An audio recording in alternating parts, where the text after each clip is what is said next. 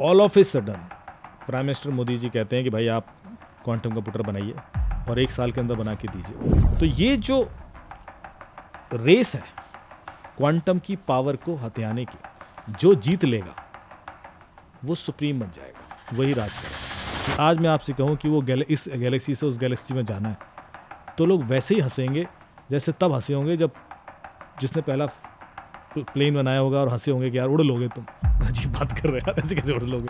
तो लेकिन होगा, हो सकता है क्या मैं क्वांटम से ज़्यादा फास्ट कैलकुलेट करने वाली भी कोई टेक्नोलॉजी मिल जाए। ओके अभी तो हम क्वांटम पे अटके हुए हैं और क्वांटम को ही समझने की कोशिश कर रहे हैं। हो सकता है हमें कुछ ऐसा मिल जाए कि हम अपनी यूनिवर्स स्विच कर सकें कि आपने पिक्चर दी और मैंने आपको उस समय वहाँ पहुँचा दिया, and then you can interact with that person who does not exist now. वो है ही नहीं दुनिया। जिन लोगों ने क्वांटम फिजिक्स क्रिएट की, उनका खुद का ये कहना था कि यदि आप स्पिरिचुअल नहीं हैं तो आप क्वांटम फिजिक्स नहीं समझ पाएंगे, कि ग्रेविटी नाम की चीज़ ही नहीं है, टाइम नाम की चीज़ ही नहीं है, समय कुछ होता ही नहीं। जब हम कहते हैं कि लाइट की स्पीड से कोई नहीं चल सकता तेज, तो वो भी गलत साबित हो गया। कि अहम ब्रह्मास्मि, कि मैं वो कॉन्शियसनेस हूँ, एंड देन तत्वमसि का मतलब मैं जो हूँ वही तुम, मतलब हमारे अंदर ही वही ब्रह्म है, तुम्हारे अंदर है। हम सब देख रहे हैं इसलिए दुनिया दिख रही है, वरना तो ये वेव है। ये क्वांटम लेवल पे सारी वेव्स हैं, पर ये हमें एक स्टेट में दिख इसलिए रही हैं क्योंकि हम कॉन्शियसनेस है हमारे अंदर, हम देख पा रहे हैं। अदरवाइज मल्टीपल यूनिवर्स चल रहे हैं यहाँ पे, हमें एक दिख रहा है वो। टनलिंग का मतलब है कि हम टेलीपोर्ट कर सकते हैं लोगों को, क्योंकि आप भी तो फोटोन के ही बने हो। बिल्कुल, मैं भेज दूंगा यहाँ से। अब AES 512 बिट इंक्रिप्शन का मतलब है कि यदि आप इसको डिक्रिप्ट करने की कोशिश करेंगे तो अमूमन आपको 12 बिलियन ईयर्स लग जाएंगे। अब वही इंक्रिप्शन क्वांटम कंप्यूटर सेकेंड्स में क्रैक कर सकता है। अगर ये चीज़ें एंटी सोशल एलिमेंट्स जो होते हैं उनके हाथ लग गई, ऐसे सिस्टम्स जो ऑफ कोर्स जाएंगे बाद में, तो कुछ ऐसे वायरसेस बनाए जा सकते हैं जिससे दुनिया को तबाह कर दिया जाए, बर्बाद कर दिया। तो दुनिया तबाह ऐसी तो होगी। और मैं तो कहता हूँ क्वांटम कंप्यूटर बन के सबसे पहले उन्हीं लोगों को मिलेगा, उसका अच्छा यूज़ बाद में होगा। जब हम कहते हैं कि लाइट ईयर्स अवे है कोई चीज़, इसका मतलब है कि उसको यहाँ आने में 1 साल लगा।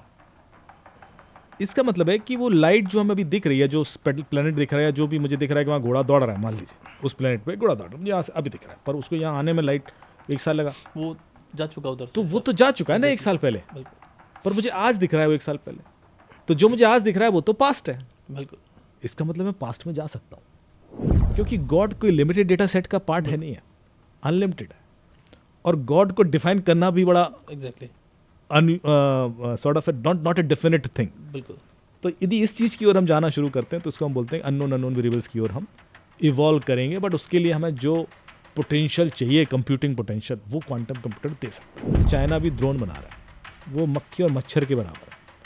अब आप इमेजिन कीजिए कि वो मच्छर वाले ड्रोन कैसे रोक लोगे आप? वही सर, यदि वो 1 लाख ड्रोन आ गए और आपके यहाँ कंधे पे बैठे हैं और आपके मोबाइल भी देख लें और वो पासकोड भी देख लें बिल्कुल, तो आपको तो पता ही नहीं पड़ेगा। सर्विलेंस भी कर लें, चले भी गए, वो खतरे तो अभी हमें पता भी नहीं है जो क्वांटम देने वाला है या जो AI का थर्ड पार्ट देने वाला है, वो तो पता भी नहीं हमें, क्योंकि हम सोच ही नहीं पा रहे। तो आइंस्टीन और श्रोडिंगर की लड़ाई जिंदगी भर होती रही। श्रोडिंगर ने कहा नहीं हाँ वर्ल्ड तो क्वांटम है, आइंस्टीन ने कहा ना तुम ऐसी बेवकूफ़ बना रहे हो। उस समय श्रोडिंगर के पास तरीके नहीं थे चीज़ प्रूव करने के, तो इसलिए श्रोडिंगर ने फिर ये चीज़ बड़ी स्पेशली कहा। उसने कहा कि मुझे जब ये आंसर नहीं मिले तो फिर मैंने उपनिषद रेफर किया, और उपनिषद में चूंकि यही लिखा हुआ था, तब मुझे लगने लगा कि यार ये चीज़ जो मैं सोच रहा हूँ ये इससे पहले भी सोची जा चुकी है। AI इसलिए ज़्यादा खतरनाक है क्योंकि आज तक के जितने इन्वेंशन थे, इवेंचुअली एक बटन आपके पास था कि आप उसको स्टॉप कर सकते हैं, रेगुलेट कर सकते हैं। AI एक बार आपके हाथ से बाहर गया तो आप उसको रोक सकते ही नहीं। मैं इस हद तक बोल रहा हूँ कि जैसे आपको लगता है कि अल्टीमेटली तो पावर से चल रहा है, पावर में नहीं रोक पाओगे। ओके, वो ऐसी वो उसको भी वो कंट्रोल अपनी दुनिया क्रिएट कर लेगा, वो ऐसी कंट्रोल कर लेगा कि वो पावर भी जनरेट कर पाएगा। सेल्फ पावर्ड AI, उसको पता है कि एनर्जी कैसे क्रिएट करना है, वो कर लेगा। साइबर सिक्योरिटी की अपनी सीरीज में हम 23वें एपिसोड में पहुंच गए और आज फिर से मेरे साथ हैं हमारे cyber crime expert Amit Dubey. Amit sir welcome. Thank U S भाई। अमित सर कैसे हैं आप? 23वें बर्थडे की बहुत बहुत शुभकामनाएं। बिल्कुल, इस बार थोड़ा सा गैप हमारा ज़्यादा हो गया सर। राइट, कैसे हैं आप? बहुत बढ़िया बहुत बढ़िया। क्वांटम फिजिक्स, क्वांटम कंप्यूटर्स की बात अभी हमने एक बार छेड़ी थी कि इनिशियली हमने बात की थी और कहा तो पूरा एपिसोड करेंगे, तो आज सर के साथ बात करते हैं। तो सर इन नटशेल आपसे जानना चाहूँगा हमारे व्यूअर्स के लिए जिनको इतनी नॉलेज इस चीज़ की नहीं है कि क्वांटम फिजिक्स और जो क्लासिकल फिजिक्स हमारी होती है इसमें फ़र्क क्या है? देखिए, सबसे पहले तो मेरा जो उद्देश्य होगा इस पॉडकास्ट का ये है कि क्वांटम फिजिक्स में लोगों का इंटरेस्ट क्रिएट हो जाए और लोगों को समझ में आ जाए कि यार ये जादू है क्या। ये जादू है लिटरली ही, क्योंकि जिन लोगों ने क्वांटम फिजिक्स क्रिएट की उनका खुद का ये कहना था कि यदि आप स्पिरिचुअल नहीं हैं तो आप क्वांटम फिजिक्स नहीं समझ पाएंगे। क्योंकि जो बिहेवियर था, जो सिम्टम्स वो देख रहे थे, उसको डिफाइन करने का कोई फार्मूला या मैथ नहीं थी उस समय। और कई सारी चीज़ों को डिफाइन करने के लिए आज भी मैथ नहीं है, कोई मैथ नहीं। नॉर्मली क्या होता है, फिजिक्स और मैथ हम एक दूसरे को प्रूव करने के लिए यूज़ करते रहे। तो जो क्लासिकल फिजिक्स हमने आज तक पढ़ी वो मास और ग्रेविटी पर डिपेंड करती है। मास है और ग्रेविटी है, तो सारे लॉ हमने नेचर के लॉ समझने की कोशिश की कि भाई वेलोसिटी लॉज, ग्रेविटी और इक्वल टू mc², जितने भी हमने ज्योग्राफिक प्रोसेस पढ़े वो मास और ग्रेविटी पर डिपेंडेंट है। बिल्कुल। पर जब मास बहुत छोटा हो जाता है, मिनिस्क्यूल हो जाता है, क्वांटम इन नेचर, आप सोचिए फोटोन लेवल की बात कर रहा हूँ, तो वो ग्रेविटी का रिस्पेक्ट नहीं करता। ओके। और वो जैसा बिहेव करने लगता है वो जादू होता है। हाँ सर, एग्जैक्टली, वो मैजिक है। तो जब आइंस्टीन को बताया गया कि साहब ऐसा हो रहा है फोटोन लेवल पर चीज़ें, तो वो माने नहीं। बिल्कुल। उन्होंने नहीं, ऐसा नहीं हो सकता, ये क्या बात हुई, ये फ्लूक होगा। उस समय एक्सपेरिमेंट उतने पुख्ता नहीं हो सकते थे, तो कुछ चीज़ें इग्नोर भी कर दी जाती थी। तो कुछ फिलॉसफीज थी जो आइंस्टीन की, जो बाद में नकारी गई या गलत साबित हुई। तो हमें पहली चीज़ इस पूरे फिलॉसफी में एक चीज़ याद रखना होगा कि साइंस जहाँ तक भी पहुँचता है और हमें ये समझ लें कि नहीं हमें तो सब कुछ पता है, वही गलती कर जाते हैं। ये इवॉल्व करेगा। कई सारी फिलॉसफीज, मैथ प्रूवन टेक्निक्स जो आज हमें ऐसी लगती है कि यार इससे बेटर तो हो ही नहीं सकता, वो कल के दिन वही गलत साबित हो जाती है। पूरी की पूरी क्लासिकल फिजिक्स गलत साबित हो जाएगी यदि आप क्वांटम फिजिक्स को समझना शुरू कर दोगे। यार दुनिया तो क्वांटम है, दुनिया तो क्लासिकल फिजिक्स, मतलब आपको ये लगेगा, दो चार चीज़ें मैं लाइन बोल दूं कि ग्रेविटी नाम की चीज़ ही नहीं है, टाइम नाम की चीज़ ही नहीं है, समय कुछ होता ही नहीं। ये लाइनें समझ में आएंगी आपको, आप देखना, आपको वीडियोस मिल जाएंगे यूट्यूब पे कि यार ये कैसे कह पाते हैं लोग, लेकिन है, दिस इज़ फैक्ट। लेकिन आप ये समझने के लिए आपको क्वांटम फिजिक्स समझनी पड़ेगी कि देयर इज नथिंग कॉल्ड समय नाम की कोई चीज़ नहीं है। और जब हम कहते हैं कि लाइट की स्पीड से कोई नहीं चल सकता तेज, तो वो भी गलत साबित हो जाएगा। बिल्कुल। तो ये तीन चार चीज़ें क्या है, तो पहले उसको समझने के लिए ज़रा समझते हैं। तो सबसे पहला कॉन्सेप्ट आता है क्वांटम में, वेव डुअलिटी का जो कॉन्सेप्ट है वो क्या है कि आइंस्टीन कहते थे कि जो लाइट है वो पार्टिकल है। तो एनर्जी क्वांटम है, क्वांटम एनर्जी के वो हैं पार्टिकल्स, और उससे वो लाइट हमें ट्रांसमिट होती है। एक एक्सपेरिमेंट किया गया जिसको बोलते हैं डबल स्लिट एक्सपेरिमेंट। उसमें एक फोटोन गन ली गई और फोटोन गन से एक फोटोन एक बार में छोड़ा गया और सामने एक बैरियर लगाया, उस बैरियर में 2 स्लिट कर दी गई और सामने एक पर्दा था। अब यहाँ से आप एक फोटोन छोड़ोगे तो या तो इस स्लिट से निकलेगा या इस स्लिट से निकलेगा, सामने एक डॉट बन जाना चाहिए, क्योंकि आइंस्टीन कह रहे हैं कि वो तो पार्टिकल है। पर जब ये एक्सपेरिमेंट किया गया तो देखा गया कि सामने एक वेव बन जाती है, वो चेंज हो जाता है, वेव है। ओके। तो उन्होंने कहा वेव क्यों है, ये तो पार्टिकल है, तो फिर वेव कैसे बन रही है? तो उन्होंने कहा कि इसका मतलब है कि लाइट पार्टिकल नहीं है, ये वेव है। ठीक है, अब इसी एक्सपेरिमेंट को दोबारा किया गया। यहाँ पर एक ऑब्जर्वर लगा दिया, देख लिया जब ये फोटोन निकल रहा है, जैसे ही ऑब्जर्वर लगाया तो उसके बाद वो डॉट बन गया। हाँ बिल्कुल। तो उन्होंने कहा ऐसा कैसे हो सकता है भाई, अभी तक तो वो वेव थी, अब पार्टिकल कैसे बन गया? तो उसने कह दिया आप देखते हो तो पार्टिकल अपना, फोटोन अपना बिहेवियर चेंज कर देता है। तो देखने से उसको कैसे पता पड़ता है कि कोई ऑब्जर्वर लगा है? How it can change the अपना बिहेवियर, ये एक बेसिक। तो इसमें ये समझ में आया कि भाई लाइट जो है वो पार्टिकल और वेव दोनों है। बेसिकली वो वेव है, वो डॉट तब बनती है जब हम उसको देखते हैं, ऑब्जर्वर। तो यहाँ पर क्षेत्र क्षेत्रज्ञ का जो कंसेप्ट है भगवत गीता में, वो मैं हमेशा कोट करता हूँ कि आप, ये दुनिया एक यूनिवर्स एक क्षेत्र है और क्षेत्रज्ञ जो उसको ऑब्जर्व कर रहा है, चूंकि हम ऑब्जर्व कर रहे हैं इसलिए रियलिटी बन रही है। तो क्वांटम फिजिक्स का एक कॉन्सेप्ट है कि when you change the way you look at things, the things you look at change. Okay. जब आप लोगों को देखने का तरीका बदलते हो तो लोग बदल जाते हैं। बिल्कुल।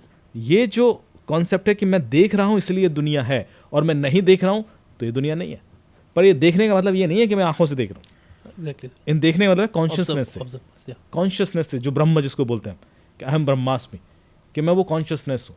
एंड देन तत्वमसी, तत्वमसी का मतलब मैं जो हूँ वही तुम हो, मतलब हमारे अंदर ही वही ब्रह्म है, तुम्हारे अंदर है। हम सब देख रहे हैं इसलिए ये दुनिया दिख रही है, वरना तो ये वेव है। ये क्वांटम लेवल पे सारी वेव्स हैं, पर ये हमें एक स्टेट में दिख इसलिए रही हैं क्योंकि हम कॉन्शियसनेस है हमारे अंदर, हम देख पा रहे हैं। अदरवाइज मल्टीपल यूनिवर्स चल रहे हैं यहाँ पे, हमें एक दिख रहा है वो। तो ये पहला झटका था जो लगा सुपर पोजिशन का, कि यहाँ पर वेव है और वो एक पार्टिकल में तब बनेगा जब उसको आप ऑब्जर्व करें। दूसरा जो कॉन्सेप्ट है क्वांटम फिजिक्स का वो है इंटेंगलमेंट। इंटेंगलमेंट ये कहता है कि यदि आप दो फोटॉन्स को लेकर एक प्रोसेस के थ्रू गुजारें, अमलगमेट करें, तो वो दोनों फोटॉन इंटेंगल्ड हो जाते हैं। इंटेंगल्ड का मतलब है कि एक फोटॉन को अपने हाथ में पकड़िए और दूसरे फोटॉन को उठा के लाइट ईयर्स दूर फेंक दीजिए। करेक्ट। इस फोटॉन को आप ऐसे स्पिन करेंगे तो दूसरा फोटॉन इंस्टेंटली रिवर्स स्पिन कर देगा, इंस्टेंटली। तो उन्होंने कहा ऐसा कैसे हो सकता है? उसको कैसे पता कि ये स्पिन कर गया? ये आपस में कनेक्टेड कैसे हैं? बीच में कोई वायर लाइन, वायरलेस कम्युनिकेशन नहीं है। अभी तक साइंटिस्ट क्या कहते थे? मैं उनसे कहूँ कि मैं अपनी ब्रेन से अयाज भाई के दिमाग में मैसेज पहुंचा सकता हूँ, तो हंसने लगते थे, ऐसे तो हो सकता है। भाई पहले हम कैपेसिटर लाएंगे, रजिस्टर लाएंगे, ट्रांसमीटर बनाएंगे, मॉड्यूलेट करेंगे, पावर देंगे, उसके बाद वो वेव जाएगी, फिर वहाँ रिसीवर होना चाहिए, फिर वो डिकोड होगा, फिर जाके कहानी रची जाएगी। पर ये तो ऐसे ही हो रहा है, इसमें तो कुछ सिस्टम आया नहीं। तो ये दोनों पार्टिकल आपस में बात कैसे कर रहे हैं? और लाइट ईयर्स दूर हैं। कमाल की बात है कि वो कितना भी दूर हो फर्क नहीं पड़ता। If they are entangled, they are entangled. तो फिर वो कैसे इंफॉर्मेशन पास हो रही? ये चीज भी आइंस्टीन को समझ में नहीं, उनका तो कॉन्सेप्ट था कि भाई लाइट की स्पीड से ज़्यादा तो नहीं जाएगा, लेकिन जा रहा है। तीसरा एक कॉन्सेप्ट है, इसको बोलते हैं क्वांटम टनलिंग। टनलिंग का मतलब है कि नॉर्मली एक कॉन्सेप्ट आता है कि यदि आपकी पोटेंशियल एनर्जी बैरियर से ज़्यादा नहीं है तो आप उसको क्रॉस नहीं कर सकते। पर जब हमने फोटॉन्स को थ्रो किया एक ऐसे बैरियर से, तो कुछ फोटॉन टनल करके दूसरी साइड चले गए। तो उन्होंने कहा ये कैसे हो गया? सर एनर्जी ज़्यादा नहीं है फिर भी। तो उसने कहा कि ऐसा हो सकता है, मतलब एक सिचुएशन ऐसी हो, एक इन्वायरमेंटल कंडीशन ऐसी हो, तो वो फोटॉन टनल भी कर सकता है। टनल का मतलब है कि हम टेलीपोर्ट कर सकते हैं लोगों को, क्योंकि आप भी तो फोटॉन के ही बने हो। बिल्कुल। मैं भेज दूंगा यहाँ से वहाँ, आप दीवार से गुजर जाओ, या ये सारी चीज़ें एक इन्वायरमेंटल कंडीशन में पॉसिबल हैं। ये तीन कॉन्सेप्ट के बेस पर क्वांटम कंप्यूटर्स बनाए गए। तो जब क्वांटम फिजिक्स स्टार्ट हुई तो अच्छा, आज भी इसमें बहुत सारी चीज़ों को मैथमेटिकली आप नहीं दिखा सकते। इंटेंगलमेंट क्यों होता है? बिल्कुल होता है बिकॉज होता है, इसलिए क्वांटम कंप्यूटर काम कर रहा है। अब क्वांटम कंप्यूटर कर क्या रहा है? क्वांटम कंप्यूटर कई ऐसी कैलकुलेशंस को इतना तेज कर देता है जो पहले संभव ही नहीं थी। हर कैलकुलेशन को नहीं, कुछ ऐसी कैलकुलेशंस हैं जिनको बहुत तेज कर देता है।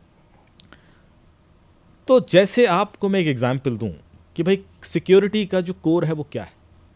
सिक्योरिटी का जो कोर है वो है इंक्रिप्शन। Encryption sir. मैंने आपसे कहा कि व्हाट्सएप सिक्योर है, इसका क्या मतलब है? इसका मतलब है कि वो ऐसा इंक्रिप्टेड है जिसको डिक्रिप्ट करना मुश्किल है। तो व्हाट्सएप ने कहा कि भाई हम AES 512 बिट इंक्रिप्शन करते हैं, एंड टू एंड इंक्रिप्टेड है। अब AES 512 बिट इंक्रिप्शन का मतलब है कि यदि आप इसको डिक्रिप्ट करने की कोशिश करेंगे तो अमूमन आपको 12 बिलियन ईयर्स लग जाएंगे, और इतनी तो अर्थ भी पुरानी नहीं है। और ये भी तब जब आप सुपर कंप्यूटर से क्रैक करने की कोशिश करें, तो इसका मतलब है कि इसको क्रैक करना पॉसिबल नहीं है। तो उसने कहा भाई ये तो सिक्योर हो गया। अब वही इंक्रिप्शन क्वांटम कंप्यूटर सेकेंड्स में क्रैक कर सकता है। अब लोग हिल गए, कहा यार ये तो गड़बड़ हो गई, इसका मतलब अब कोई चीज़ सिक्योर नहीं है। तो लास्ट ईयर चाइना ने क्लेम किया कि हमने RSA 2048 बिट इंक्रिप्शन क्रैक कर दिया। तो पूरी दुनिया में हल्ला मच गया कि यार ये झूठ बोल रहे हैं या सच बोल रहे हैं। चाइना तो झूठ बोल सकता है, लेकिन यदि ये सच बोल रहे हैं तो हमें तैयारी करनी चाहिए। RSA 2048 बिट इंक्रिप्शन है क्या? बैंकिंग वाला जितने बैंकिंग सॉफ्टवेयर्स हैं, प्रोसेसेस हैं, सब में RSA 2048 बिट इंक्रिप्शन यूज होता है, चाहे वो डेबिट कार्ड इंक्रिप्शन हो, क्रेडिट कार्ड इंक्रिप्शन हो, लॉगिन पासवर्ड की जो आपके इंक्रिप्शंस हैं, या आपका ATM का इंक्रिप्शन भी RSA 2048 बिट ही है। तो सारी बैंकिंग इंडस्ट्री में तहलका मच गया कि यार चाइना ने ये क्रैक कर दिया, और वो भी क्रैक किया उसने 100 क्यूबिट क्वांटम कंप्यूटर से। तो ये कल के दिन एडवर्सरीज को मिल जाएगा, हैकर्स को मिल जाएगा, ये तो अटैक करके इसका पैसा उसकी अकाउंट कुछ भी हो सकता है। तो यूएस गवर्नमेंट एकदम से पैनिक हो गई। बिडेन थे उस समय प्रेसिडेंट, उन्होंने एक लॉ बनाया दिसंबर में लास्ट ईयर। उन्होंने कहा कि साहब जितने भी क्रिटिकल इंफ्रास्ट्रक्चर्स हैं उनको क्वांटम सेफ कर दिया जाए 1 साल के अंदर, यदि नहीं करेंगे तो पेनल्टी लगाई जाएगी। और इस लॉ को बोला गया क्वांटम सिक्योरिटी प्रिपेयर्डनेस एक्ट। एक लॉ बन गया, यूएस में एक लॉ है। सोचिए क्या पैनिक सिचुएशन। इसी तरह ऑस्ट्रेलिया में क्वांटम सिक्योरिटी गाइडलाइन आ गई, एनसीएससी यूके ने क्वांटम सिक्योरिटी गाइडलाइन दे दी, इंडिया में नेशनल क्वांटम मिशन शुरू हो गया। इंडिया को लगा कि भाई सबसे ज़्यादा चाइना के पास कुछ आएगा सबसे पहले तो हमें ही टारगेट करेगा। तो एक नेशनल क्वांटम मिशन बना जिसमें ऑलमोस्ट $1 बिलियन का इन्वेस्टमेंट हुआ, 8,000 करोड़ का करीब investment. This is huge investment. All of a sudden prime minister Modi ji कहते हैं कि भाई आप क्वांटम कंप्यूटर बनाइए और 1 साल के अंदर बना के दीजिए। तो सीडैक ने को दे दिया। ये सीडैक मेरे ख्याल से इस साल 20 क्यूबिट या कुछ क्वांटम कंप्यूटर लेके आएगा, and then it will be improved further. दुनिया में सबसे ज़्यादा जो पैसा खर्चा कर रहा है क्वांटम रिसर्च पर वो कर रहा है चाइना। करीब $15 बिलियन का एनुअल इन्वेस्टमेंट है। उसके बाद इंडिया का तो 1 बिलियन है, लेकिन इंडिया का भी चौथा या पांचवा लार्जेस्ट इन्वेस्टमेंट है। मतलब आप देख रहे हो कि बिल्कुल sir, second largest investment 4 billion है, जो शायद जापान या कनाडा का होगा। तो ये जो रेस है क्वांटम की पावर को हथियाने की, जो जीत लेगा वो सुप्रीम बन जाएगा, वही राज करेगा, क्योंकि उसके बाद आप किसी चीज़ को रोक नहीं पाएंगे। इतना स्पीड या इतना पावर उसको मिल गई कि वो बहुत ऐसी चीज़ें कर पाएगा जो आज से पहले संभव नहीं थी। कुछ ऐसी चीज़ें ढूंढना, रिसर्च करना, कुछ ऐसे प्रॉब्लम सॉल्व करना जो संभव ही नहीं थे, जैसे कुछ दवाइयों की खोज है, कुछ लॉजिस्टिक्स इश्यूज हैं, कुछ जियो स्पेशल खोजेज हैं, कुछ एस्ट्रोनॉमर खोजेज हैं, कुछ सितारों के बारे में जानना है, उनके पैटर्न समझने हैं जो आज तक संभव नहीं थे, क्योंकि इतना लाइट ईयर्स दूर हैं कि हम शायद वो वेरिएशन भी कैप्चर नहीं कर सकते। Quantum can give you the answers of all those. तो इसलिए क्वांटम की पहले पोटेंशियल समझने की ज़रूरत है। अब मैं जो चीज़ हमेशा से आपसे कहता रहा हूँ कि जब मैंने क्वांटम पढ़ना शुरू किया और उसी समय भगवत गीता या उपनिषद पढ़ रहा था, ये 2019-20 की बात है, लॉकडाउन शुरू हो गया तो मैं पढ़ रहा था, तो मुझे बहुत सारी चीज़ें ऐसी लगी जो बड़ी सिमिलर है कही गई। तो वो मुझे बड़ी एक्साइट की। मैंने कहा यार इसका मतलब है कि ऐसी चीज़ें पहले भी सोची गई थी। सोचने का मतलब यह है कि आप कई बार ना कोई भी चीज़ इंप्लीमेंट होने से पहले सोचते हो, बिल्कुल। और वो जिसने सोची है मैं उसको सैल्यूट करता हूँ कि यार हजारों लाखों साल, जितने साल पहले भी उसने सोचा भी कैसे ये चीज़। मतलब हाउ कैन इवन थिंक। अभी लोग नहीं सोच सकते, अभी नहीं सोचते। जैसे एक ऋग्वेद में सूत आता है एक में वादित्यम, और उसको पूरा मैं भी पढ़ के बताऊंगा, मैंने लिखा हुआ है, पर उसका मतलब ये है कि जब एग्जिस्टेंस नहीं था और नॉन एग्जिस्टेंस भी नहीं था, मतलब ना अस्तित्व था ना अनस्तित्व था, तो उस समय हम एक स्टेट में थे और वो स्टेट से ही मल्टीपल स्टेट्स क्रिएट हुई। मतलब एक इस तरह से आता है। अब आप कहते हो कि अस्तित्व भी नहीं था, अनस्तित्व भी नहीं था, इसका मतलब है इस स्टेट को बोलते हैं सुपरपोजिशन स्टेट। और वो स्टेट में आने के लिए ब्रह्म या कॉन्शियसनेस ने रोल प्ले किया। तो जब आप सिक्का उछालते हो ना ऐसे, तो वो घूम रहा है हवा में। जब वो हवा में घूम रहा है तो वो हेड भी है और टेल भी है। जब तक वो घूमता रहेगा ना वो हेड है ना टेल है, ना वो अस्तित्व है ना अनस्तित्व है।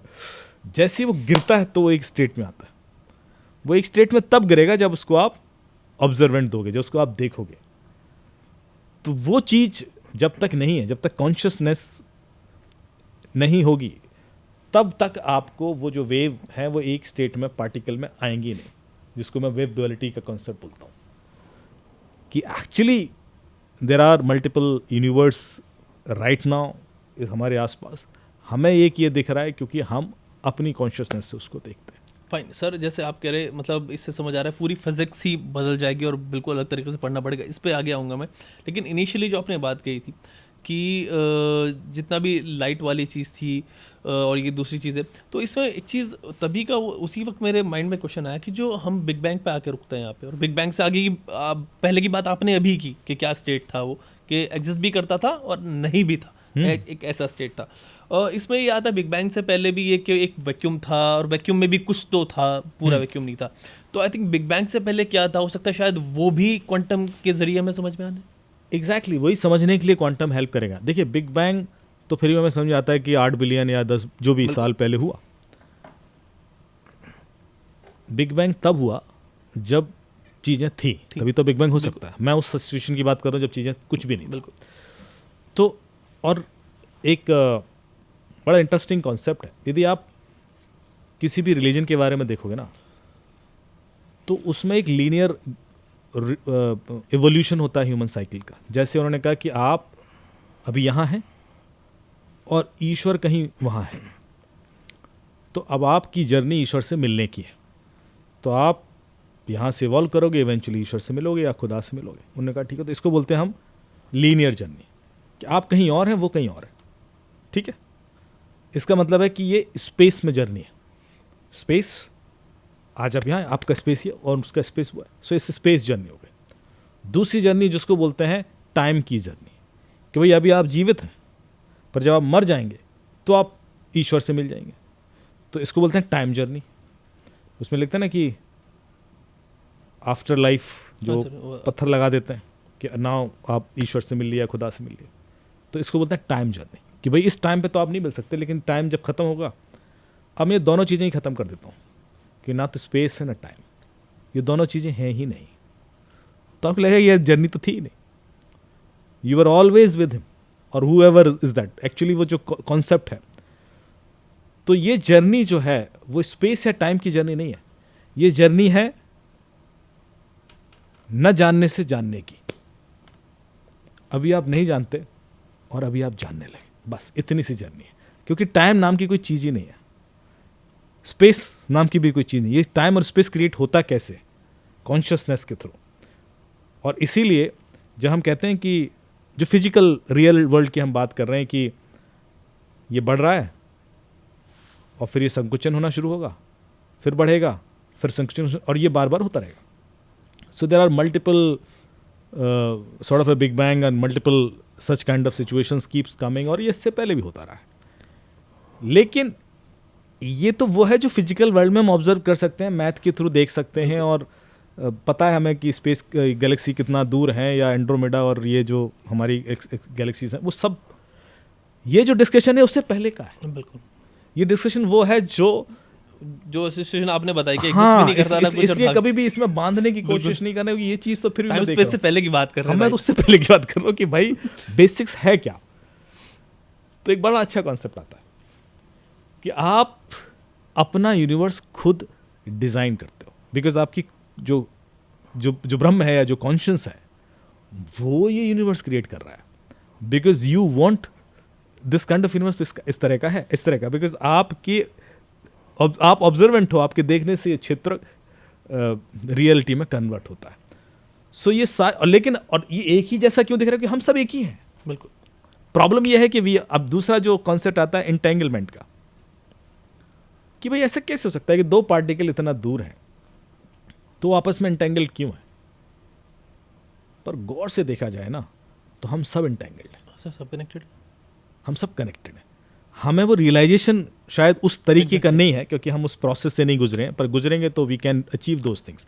जैसे पहले जब हम कहते थे कि लोग पता पड़ जाता था कि कोई आ रहा है या जो आभास हो जाता था, तो somehow that entanglement was there in brain waves और समवेयर, जिसका कोई प्रैक्टिकल रीज़न नहीं था, कोई साइंटिफिक रीज़न नहीं था, तो लोग हंसी मुड़ा दिया, ऐसे तो ना होता है, पर होता था। सर यहीं पे एक चीज़ मेरे जहन में भी अभी है, शायद वो निकल जाए, मैं आपकी बात को बोलूँगा। अक्सर ऐसा हम भी देखते हैं अभी भी कि कभी कभी फील होता है कि यार कोई चीज़ है, कहीं कुछ दिक्कत हो रही है किसी को, तो वो जहन में आ जाता है पहली, फैमिली में किसी के साथ हो, ये सब चीज़ कुछ, और उसका कोई फिजिकल रीज़न नहीं होता, कोई फिजिक्स एक्सप्लेन नहीं कर सकती उसको, हमने कॉन्टैक्ट नहीं किया, कुछ नहीं किया, बट ब्रेन में आता है। मैं आपकी बात से ये समझा कि कुछ कनेक्शन तो बनता है।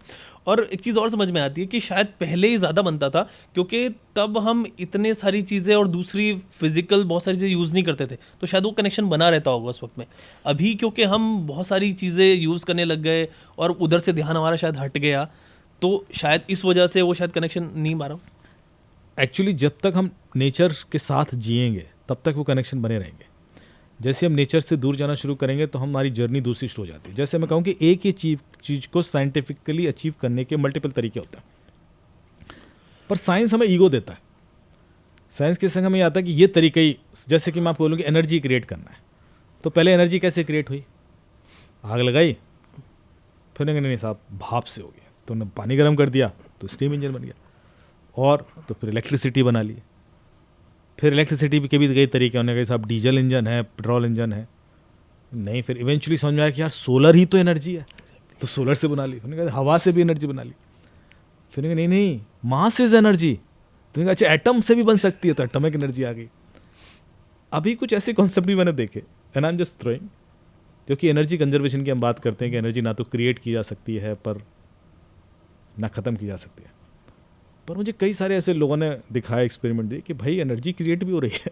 तो मैंने कहा क्या बात कर रहे हो, मतलब इस जो था ना यूनिवर्सल रनिंग लूप है।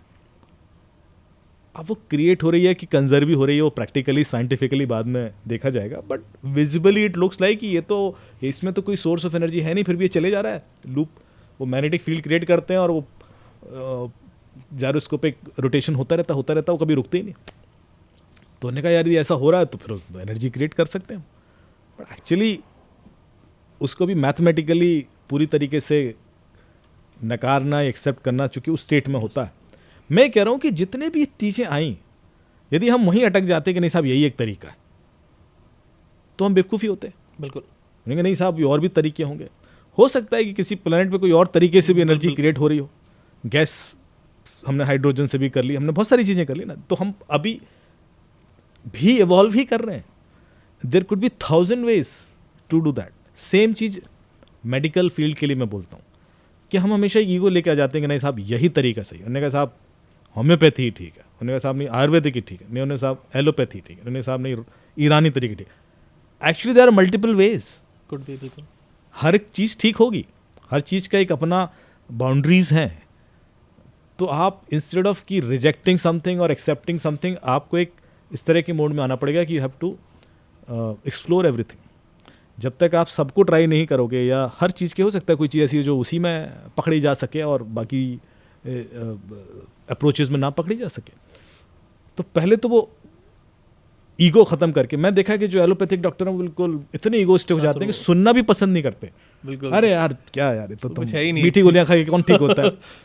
मेरे हुए हैं रोग ठीक, मीठी गोलियां खा के भी हुए हैं होम्योपैथी से। होता है, और जिसको होम्योपैथी में स्ट्रांग है वो कहेगा नहीं ये तो साइड इफेक्ट ही है। बिल्कुल यही तो ऐसा भी नहीं होता कई बार, मतलब so I am just saying either ways कि वी हैव टू कंसीडर कि to achieve same thing scientifically also there are multiple ways. तो आइंस्टीन और श्रोडिंगर की लड़ाई जिंदगी भर होती रही। श्रोडिंगर ने कहा नहीं हाँ वर्ल्ड तो क्वांटम है, आइंस्टीन ने कहा ना तुम ऐसी बेवकूफ़ बना रहे हो। उस समय श्रोडिंगर के पास तरीके नहीं थे चीज़ प्रूव करने के, तो उन्होंने बड़े अनयूजुअल एक्सपेरिमेंट किए समझाने के लिए कि भाई ये मैं समझा तो पाऊँ कि मैं जो कह रहा हूँ वो सेंस है। तो आइंस्टीन ने कहा नहीं ये फ्लूक है, ऐसे हो जाता है, ठीक है तुम्हारा तुक्का चल रहा है, तुम कह रहे हो कि यदि मैं नहीं देख रहा हूँ तो वो चीज़ है ही नहीं। बोले हाँ यदि आप नहीं देख रहे हो तो नहीं है। अब वही तो वो समझ नहीं पा रहे थे कि वो जो कहना चाह रहे हैं वो ऑब्जर्वेंट उसका मतलब क्या है। तो इसलिए श्रोडिंगर ने फिर ये चीज़ बड़ी स्पेशली क्या, उसने कहा कि मुझे जब ये आंसर नहीं मिले तो फिर मैंने उपनिषद रेफर किया, और उपनिषद में चूंकि यही लिखा हुआ था तब मुझे लगने लगा कि यार ये चीज़ जो मैं सोच रहा हूँ ये इससे पहले भी सोची जा चुकी है, प्रूवन नहीं हो नहीं समझ में आता लेकिन सोची तो जा चुकी है। तो same kind of concept were made. तो उसने एक ऐसी फनी एक्सपेरिमेंट, उसने कहा कि इसको बोलते हैं श्रोडिंगर कैट एक्सपेरिमेंट। उसने एक बिल्ली एक डब्बे में बंद की और गैस छोड़ दी। अब उससे बोला आइंस्टीन से कि मर गई कि जिंदा है? तो आइंस्टीन ने कहा क्यों? मैंने बताओ। बोले पता नहीं, मर भी सकती है जिंदा भी रह सकती है। तो बोले इसका मतलब है कि मर भी गई है, मर भी सकती है जिंदा भी, दोनों स्टेट में है ना वो भी? बोले हाँ दोनों स्टेट। मतलब डब्बा खोलोगे तो मर गई या जिंदा है, तो जैसे ही डब्बा खोला तो वो या तो मरी मिलेगी या जिंदा मिलेगी, तो एक स्टेट में आ गई। तो उसने कहा जब तक आपने नहीं देखा तब तक तो वो दोनों थी ना, बिल्कुल। जब आपने देखा तब एक स्टेट में आई। अब वैसे देखा जाए तो इट्स हाँ, वेरी सर, फनी, वैसे लेकिन वो basic- कॉन्सेप्ट समझाने की Exactly. कोशिश कर रहा है कि देखिए जब तक आप ऑब्जर्वेंट नहीं हो तब तक यूनिवर्स प्रोबेबिलिस्टिक है, डिटर्मिनिस्टिक नहीं है। डिटर्मिनिस्टिक तब होगा जब आप उसको ऑब्जर्व करना शुरू observe फाइन सर। इस पे एक और बड़ा इंटरेस्टिंग सवाल मेरे माइंड में आया कि क्वांटम से हम चलते हैं और जैसे कि हम बात करते हैं अभी टाइम और स्पेस की बात चल रही थी, तो क्या लगता है सर क्या हम उस स्टेट में भी पहुंचेंगे इससे कि क्या हमें पता लगेगा कि टाइम भी क्रिएटेड है या हमेशा से था, स्पेस भी क्रिएटेड है या फिर हमेशा से थी? समय को डिस्कस करते हैं। समय क्या है? समय क्या है कि प्रेजेंट और पास्ट के बीच की कोई चीज़ है, हाँ सर, ठीक है। पास्ट क्या है? जो चीज़ हो गई, हो गई पर वो अभी नहीं हो रही, हो गई। हो गई वो जा समझ रहे हो? चुकी। फ्यूचर क्या है? जो होनी है। आप कभी प्रेजेंट में हो गई हो नहीं, गई नहीं। एग्जैक्टली। आप जो भी कर रहे हो या तो वो हो चुका हो चुका होगा है, या या होने होने वाला वाला। होगा। तो प्रेजेंट तो कुछ है ही नहीं, इसका मतलब समय तो कुछ है ही नहीं, पहली चीज। दूसरा, इसको और गहराई से समझने की कोशिश करना कि जब हम कहते हैं कि लाइट ईयर्स अवे है कोई चीज, इसका मतलब है कि उसको यहां आने में 1 साल लगा। इसका मतलब है कि वो लाइट जो हमें अभी दिख रही है, जो प्लेनेट दिख रहा है, जो भी मुझे दिख रहा है कि वहाँ घोड़ा दौड़ रहा है, मान लीजिए उस प्लेनेट पे घोड़ा दौड़ रहा है, मुझे यहाँ से अभी दिख रहा है, पर उसको यहाँ आने में लाइट 1 साल लगा। वो जा चुका उधर से। तो वो तो जा चुका है ना 1 साल पहले, बिल्कुल पर मुझे आज दिख रहा है वो 1 साल पहले। तो जो मुझे आज दिख रहा है वो तो पास्ट है। बिल्कुल। इसका मतलब मैं पास्ट में जा सकता हूँ, इसका मतलब मैं किसी और का पास्ट में देख पा रहा हूँ, हाँ एग्जैक्टली। है ना। और ये बड़ी फनी चीज लगती है कि यार वो चीज़ तो हो गई पर मुझे तो आज दिख रही है ना, just because the light has reach to me ना। इसका कारण यह है कि हमने समय को लाइट से बांध दिया है। हाँ बिल्कुल। वो आप लाइट गौर से देखिए कि जो लिमिट कर दी हमने अपनी सृष्टि की, जो यूनिवर्स की सृष्टिकर्ता ने, वो लाइट पे कर दे। क्योंकि यदि हम लाइट की स्पीड से तेज चलेंगे तो हम पास्ट में जा रहे हैं या हम आगे जा रहे हैं। ये जो लिमिट है, that is the limit of our consciousness, कि हम उसके बियॉन्ड नहीं जा पा रहे। इसीलिए जो हो रहा है, ऐसा नहीं कि अभी हो रहा है, ये हो चुका है, रिलेटिव है, इस थ्योरी ऑफ रिलेटिविटी।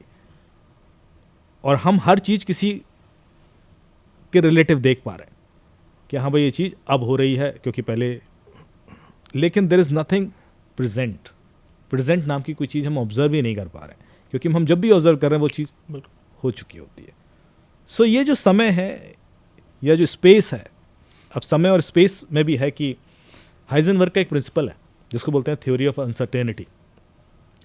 हाइजेनबर्ग का अनिश्चितता का सिद्धांत। अनिश्चितता क्या है? और यही छांदोग्य उपनिषद में बोला जाता है। अनिश्चितता का सिद्धांत यह कहता है कि आप किसी भी पार्टिकल का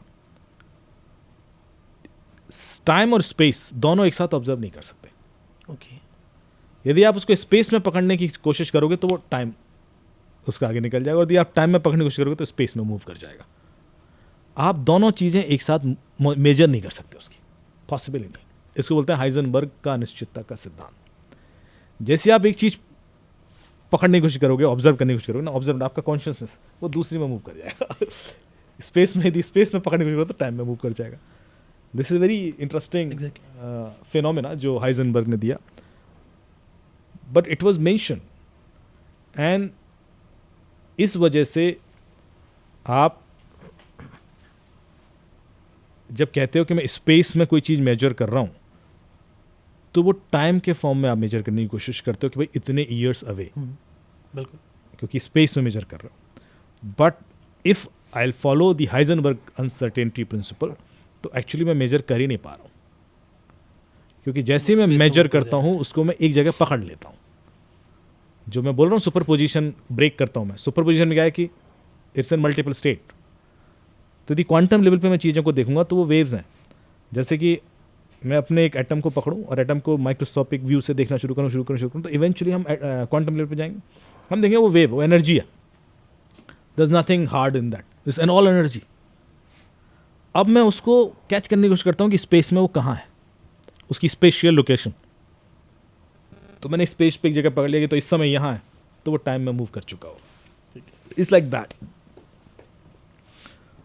and same ways if I try to capture it in एक पर्टिकुलर टाइम, तो वो स्पेस में मूव कर जाएगा. तो वो जो वो क्वांटम लेवल पर मूवमेंट्स हो रही हैं, दैट्स वेरी ब्यूटीफुल. वो ये बोलते हैं, जैसे मैं एक कोट लिखा था मैंने, अभी पढ़ के बताता हूँ. छांदोग्य उपनिषद का श्लोक बताया कि सदैव सौम्य इदमिग्रम आशीत एकमेव आदित्यम. इसका मतलब है कि सभी, जहाँ सभी संभावनाएं एक साथ उपस्थित होती हैं, जब तक कि उन्हें मापा या देखा ना जाए. मतलब सारी पॉसिबिलिटीज एक साथ हैं इस यूनिवर्स में, जब तक आप उनको ऑब्जर्व नहीं करते या देखते नहीं हो. या तब ना अस्तित्व था ना अनस्तित्व था, कहाँ था वो, किसने ढका था. वो एक अपने सुना होगा, भारत एक खो जाता था, उसमें पूरा सुनाते थे वो. कोई भी चीज़ तब तक नहीं होती जब तक उसे मेजर न किया जाए, ऑब्जर्व न किया जाए. And then it gives a क्षेत्र गेम का जो कॉन्सेप्ट देते हैं. फिर आता है रोल ऑफ ऑब्जर्वर. तो ऑब्जर्वर है कौन? जब बोला जाता है कि ये बृहत्कारण्य उपनिषद में है कि अहम ब्रह्मास्मि, कि मैं ही ऑब्जर्वर हूँ. अहम ब्रह्मास्मि मतलब मैं चेतना हूँ, कॉन्शियसनेस हूँ, ऑब्जर्वर हूँ. चेतना ही वास्तविकता को प्रभावित करती है, प्रेक्षक ही सृष्टि को तय करता है. आप चूंकि ऑब्जर्व कर रहे हो इसलिए सृष्टि है. यदि आप ऑब्जर्व नहीं कर रहे हो तो सृष्टि है भी नहीं. और हम सबके अंदर एक ही ऑब्जर्वर है, मल्टीपल ऑब्जर्वर हो ही नहीं सकते, क्योंकि सृष्टि तो एक ही तरह की दिख रही है. हम अपनी अपनी दुनिया रच रहे हैं. सो मांडुक्य उपनिषद में इसकी एक लाइन आगे जाती है, वो कहता है कि सर्व होतद ब्रह्मा अयमात्मा ब्रह्मा. इसका मतलब है कि एक्चुअली तो वो सब एक ही से क्रिएटेड है. या जो भगवत गीता में बोला गया है कि अविभक्तम च भूतेषु विभक्तमव च स्थितम. इसका मतलब है कि परमात्मा सभी जीवों में अविभाजित रूप से विद्यमान है. वो अलग नहीं है, वो एक ही है, फिर भी विभक्त रूप में दिखाई देता है. तो वो दिखता अलग अलग है, लेकिन वो है, जो ऑब्जर्वेंट है उसके अंदर वो एक ही है. इसीलिए हमें यूनिवर्स एक जैसा दिखता है सबको, नहीं तो नहीं दिखेगा. Because we all have same consciousness in every जीव. और ये जीव का मतलब ये नहीं कि body, at quantum level. At quantum level that's also consciousness. Wave particle duality का जो कॉन्सेप्ट है, तभी तो क्लियर होगा कि वहां पर कैसे वो स्टैटिक पार्टिकल बन रहा है. सो कॉन्शियसनेस तो वहां तक घुसी हुई है, और हम बात करते हैं बॉडी की या इसकी या इसकी. Is beyond that. Even there is consciousness. तो जब हम कहते हैं कि इसके अंदर भी कॉन्शियसनेस है, इसके अंदर भी है, पेड़ों में भी है, पानी में भी है, हवा में भी है, सूरज. Because everyone is actually at the fundamental level quantum. Fundamental level तो सारे क्वांटम ही है. और यदि क्वांटम है तो वो ठोस नहीं है. सर देन भी से कि हम इसको टच करते हैं. बड़ा अच्छा वीडियो आता है कि आप कभी किसी को टच करते नहीं, जब ये टच हो ही नहीं सकता, क्योंकि उसका स्पेस और टाइम वेरी कर रहा है. आप कैसे टच करोगे उसको? लेकिन आप फील करते हो अपने कॉन्शियसनेस से कि मैंने टच कर लिया. It's you feeling. जब आप किसी को प्यार करते हो ना, तो उसको नहीं पता होता कि मतलब you are not doing anything for him और हर. आपके अंदर की फीलिंग है वो प्यार. बिल्कुल, वो आपकी फीलिंग, आप क्रिएट कर रहे हो वो प्यार. इसी तरह से बहुत सारी फीलिंग हैं जो आप ही क्रिएट करते हो. जैसे कि आप मीठा खा रहे हो,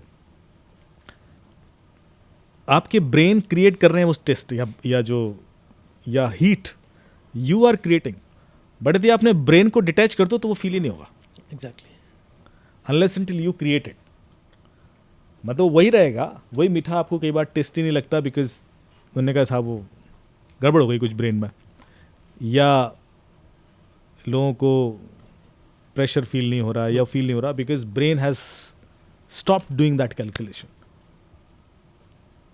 तो आप जो भी देख रहे हो ये बाहर नहीं अंदर है. Exactly. My point is that it is you who is creating it. It is not this outer world. Fine. Sir last time जब हम क्वांटम पे बात कर रहे थे तो इस तरफ आ रहे थे हम उसमें ना, आप बात कर रहे थे कि कैसे कैसे चीज़ें क्वांटम जब आ जाएगा, क्वांटम कंप्यूटर आ जाएगा, ये कैसे कैसे चीज़ें प्रिडिक्शन हमारी वो पास हो पाएंगे. आपने कहा था कि जो अननोन वेरिएबल्स हैं वो भी वहाँ तक भी हम पहुँच जाएंगे. उसमें आपने कहा था कि प्रिडिक्टिंग गॉड करेक्ट। कि वहाँ भी प्रोडिक्ट, उसको भी प्रोडिक्ट कर सकेंगे। तो सर वो एक बार और बताइए कि किस तरीके से हम उसको भी प्रोडिक्ट कर सकते हैं, अगर हम कहते हैं कि कोई हमारा क्रिएटर है या फिर टाइम स्पेस किसी ने अगर क्रिएट किया है, तो कि उसको भी इसके थ्रू प्रोडिक्ट किया जा सकता है। पहले चीज़ तो मुझे एक ओशो की बड़ी अच्छी लाइन याद आती है। वो कहता है कि जब हम ये कोशिश करते हैं बताने की कि कोई क्रिएटर है, तो हम विशियस सर्कल में फंस जाते हैं। क्योंकि मैं कहता हूँ भाई देखिए कितनी अच्छी दुनिया है, तो किसी ने तो क्रिएट किया, अपने आप तो क्रिएट होगी नहीं। हाँ साहब मान लेते हैं क्रिएट किया, तो उसको किसने क्रिएट किया, चलता रहेगा। तो कहते हैं उसको किसने क्रिएट किया, फिर Ripple तो effect वो ऊपर कभी लूप खत्म ही नहीं होगा। तो बोले पहले तो ये मान लो कि हम ही ने दुनिया क्रिएट किया हम ही गॉड है। दूसरा जो एआई इवोल्यूशन की हमने बात की थी कि हम आर्टिफिशियल इंटेलिजेंस जो क्रिएट कर रहे हैं, we are actually simulating our brain to some extent. हर चीज़ हम लाइफ में वही सिमुलेट कर रहे हैं जो हमारी बॉडी में ऑलरेडी है कहीं ना कहीं, और हम उसको अनुभव कर चुके हैं। फिर चाहे वो कंप्यूटिंग पावर हो, चाहे वो कोई भी नॉलेज है, वो इवेंचुअली हम कंप्यूटर के थ्रू करने की कोशिश कर रहे हैं। That intelligence eventually is called artificial intelligence. तो जब हम स्टार्ट किया आर्टिफिशियल इंटेलिजेंस को, तो एक 4 क्वाड्रेंट में इस पूरे एवोल्यूशन को तोड़ा गया। इसको बोलते हैं वेरिएबल्स, जिसके बियॉन्ड, जिसको लेकर हम ये फाइंडिंग्स करना चाहते हैं। तो जो पहला क्वाड्रेंट है उसको बोलते हैं हम नॉन वेरिएबल्स, कि मेरे पास लार्ज डेटा सेट है। जैसे कि मेरे पास IPDR का डेटा है, CDR का डेटा है। अब मुझे पता है डेटा क्या है और मुझे पता है उसमें मुझे निकालना भी क्या है। तो जब नॉन वेरिएबल्स निकालने हैं तो उसके लिए अब चूंकि ये डेटा इतना ज़्यादा है कि मैं मैनुअली नहीं निकाल पा रहा हूँ, तो I am using an artificial intelligence. मैंने उससे कहा कि निकाल के दो, वो निकाल के दे देगा। तो IPDR एनालिसिस हो रहा है, CDR एनालिसिस हो रहा है। अब एक इमेज है जिसके अंदर चीज़ें नहीं दिख रही हैं, मैंने उसको दे दिया, उसने निकाल के दे दी। तो ये सारी चीज़ें पॉसिबल हैं क्योंकि मुझे पता है कि इसके अंदर ही है। सो नॉन वेरिएबल है। दूसरा होता है नॉन अननोन वेरिएबल्स, कि मेरे पास डेटा सेट तो है पर मुझे नहीं पता कि मैं इसमें से क्या ढूंढ सकता हूँ।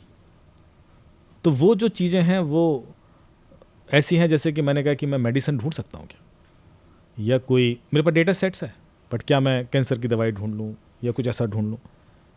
तीसरा होता है अननोन नॉन वेरिएबल्स, कि मेरे पास डेटा सेट मिसिंग है बट मुझे आउटकम चाहिए। जैसे मेरे पास इस यूनिवर्स का डेटा सेट नहीं है पर मुझे कुछ फाइंडिंग्स करनी है, क्या यहाँ पर कहीं पॉसिबिलिटी हो सकती है कि एक ऐसा प्लेनेट हो जिस पे जीवन हो, और वो कहाँ होगा based on whatever information we है। तो वो प्रेडिक्ट करेगा कि नहीं यदि मैं इसको एक्स्ट्रापोलेट करना शुरू करूँ तो इवेंचुअली हम वहाँ जा सकते हैं। तो इसको बोलते हैं अननोन नॉन वेरिएबल्स।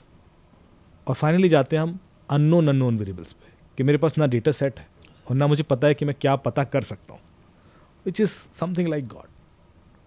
क्योंकि गॉड कोई लिमिटेड डेटा सेट का पार्ट है नहीं है, अनलिमिटेड है। और गॉड को डिफाइन करना भी बड़ा exactly sort of not a definite thing. बिल्कुल। तो यदि इस चीज़ की ओर हम जाना शुरू करते हैं तो उसको हम बोलते हैं अननोन अननोन वेरिएबल्स की ओर हम इवॉल्व करेंगे। बट उसके लिए हमें जो पोटेंशियल चाहिए, कंप्यूटिंग पोटेंशियल, वो क्वांटम कंप्यूटर दे सकता है। बट सर इस पे एक चीज़ आती है कि मतलब जो डेटा ही हमारे पास नहीं है और जो चीज़ हमने सोची भी नहीं है, तो उस तक मतलब अभी राइट नाउ अगर मैं सोचूं तो यार ये तो एक इम्पॉसिबल टास्क है कि मतलब अभी एक आम इंसान के लेवल पे बता रहा हूं। RSA 2048 बिट इंक्रिप्शन करना भी इम्पॉसिबल टास्क था। AES 512 bit. अभी वो कहते हैं कि भाई बिटकॉइन कब तक क्रैक कर देगा क्वांटम, तो कहते हैं 2030 तक क्रैक कर देगा। फिर कहते हैं कि व्हाट्सएप कब तक क्रैक कर देगा, तो बोले उससे पहले ही कर देगा। तो ये जो डेट्स आ रही हैं गूगल पे मिल जाएंगी, बट ये सब भी इम्पॉसिबल ही है। अगेन सर वही है क्योंकि मैंने सोच लिया इम्पॉसिबल है तो शायद हाँ। इम्पॉसिबल है। मैं ऑब्जर्व कर रहा हूँ उस चीज़ को। एग्जैक्टली हम सब इम्पॉसिबल चीज़ों को इसलिए मतलब कह पाते हैं क्योंकि हमारे दिमाग में वो लिमिट्स हैं। एग्जैक्टली। यदि वो लिमिट ब्रेक कर दो तो हम सबका भी ब्रेन आपने कितना यूज़ कर लिया अपना। सर ये होता है 5-10% ही यूज़ होता है। इतना भी नहीं क्या होगा, क्योंकि हम सब क्या होता है अल्टीमेटली एक डोमेन में फंस जाते हैं। अब आप जर्नलिज्म में हैं तो शायद उसी चीज़ में सारी चीज़ करने की कोशिश कर रहे हैं।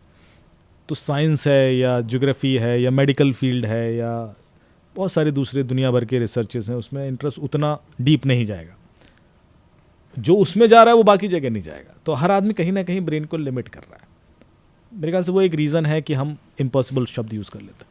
फाइन सर, अभी अब आते हैं अपने साइबर इस एंगल पे आएंगे, क्वांटम से लेके चीज़ें टच करेंगे।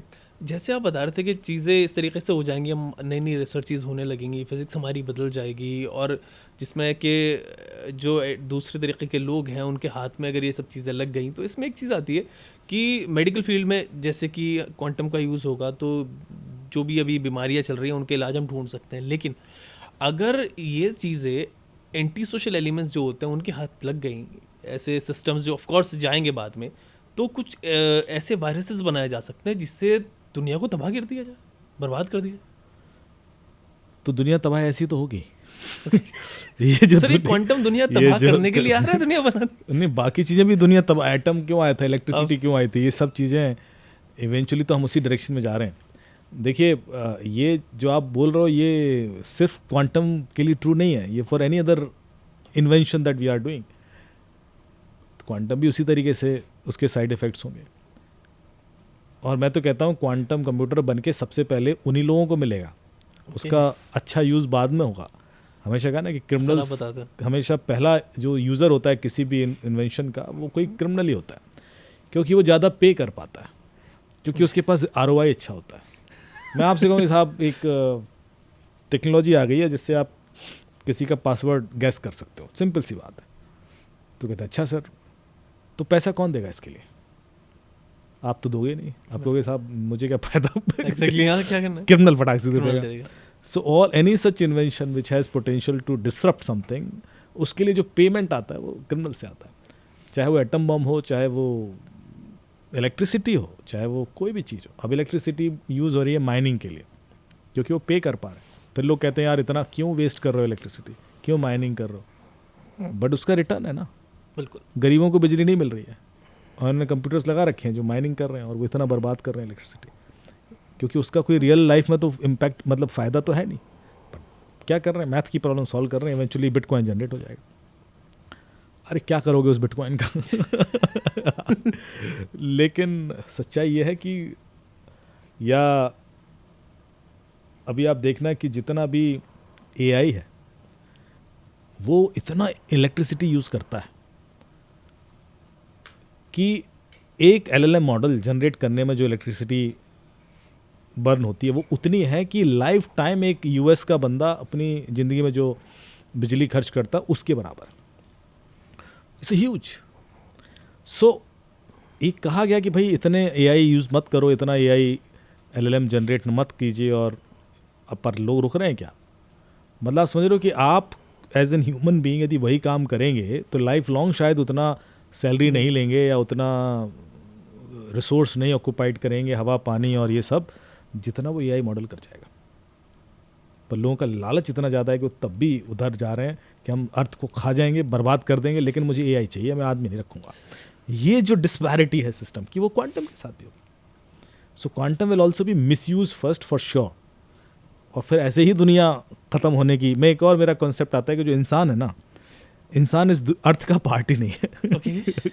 मेरी एक फिलॉसफी है कि इंसान किसी दूसरे प्लेनेट से आया इस अर्थ को खाने के लिए, कि मैं किसी जल्दी, और इतनी जल्दी में है ना कि मैं जल्दी से ख़त्म कर दूँ इसको, ऐसा ना हो कि 50-100 साल टिक जाए। हालत तो यही लगती है, वी आर इन सच ए हरी कि खा लो पानी, खत्म कर दो, गंदा कर दो पूरा पानी, सारी नदियाँ खा जाओ, पेड़ काट दो सारे। मतलब why we are in hurry, I don't understand. क्यों जल्दी खत्म कर देना ऐसा? क्योंकि हम एक वायरस की तरह सोच रहे हैं। हम किसी दूसरे प्लेनेट से आए कि भैया आ गए हो, अब खा जाओ उसको। चीज़ें खाने के तुले हुए हैं। इसी तरीके से चीज़ें मतलब हम लोग कर रहे हैं कि मान लीजिए चाहे वो एनवायरनमेंट ख़राब करना हो, हाँ, मतलब सब कुछ बर्बाद कर देंगे हम। कुछ नहीं है तो सारा इधर उधर उठा के यहाँ से वहाँ धर दिया, या डैम बना दिया, पानी वहाँ सूखा पड़ गया, या बाढ़ आ गई, मतलब कुछ भी करके फिर कहेंगे हाँ भाई अब तो बर्बाद हो गई धरती, अब क्या करें, अब मार्स पे चलते हैं। मतलब ये कहानी हमारी जो है ये सर वहाँ पता नहीं वहाँ बर्बाद करने के लिए कुछ मिलेगा या नहीं मिलेगा, ढूंढ लेंगे, कुछ और ढूंढ लेंगे। वो कुछ ढूंढ लिया ना उन्होंने कि कहीं तो कुछ है। सर हो सकता है सर क्वांटम के आने के बाद सरप्राइजिंगली हम नेचर से अलाइंड ही नहीं है, नेचर के बियॉन्ड भागने की कोशिश कर रहे हैं। हम इतना वो हो गए हैं कि हमें बेसिक्स समझ में नहीं आते कि हम यदि इस नेचर को बर्बाद करेंगे तो दोबारा नहीं खड़ा कर पाएंगे। Exactly. कितनी भी टेक्नोलॉजी लगा लेना, वो नहीं वैसा सिस्टम खड़ा हो पाएगा।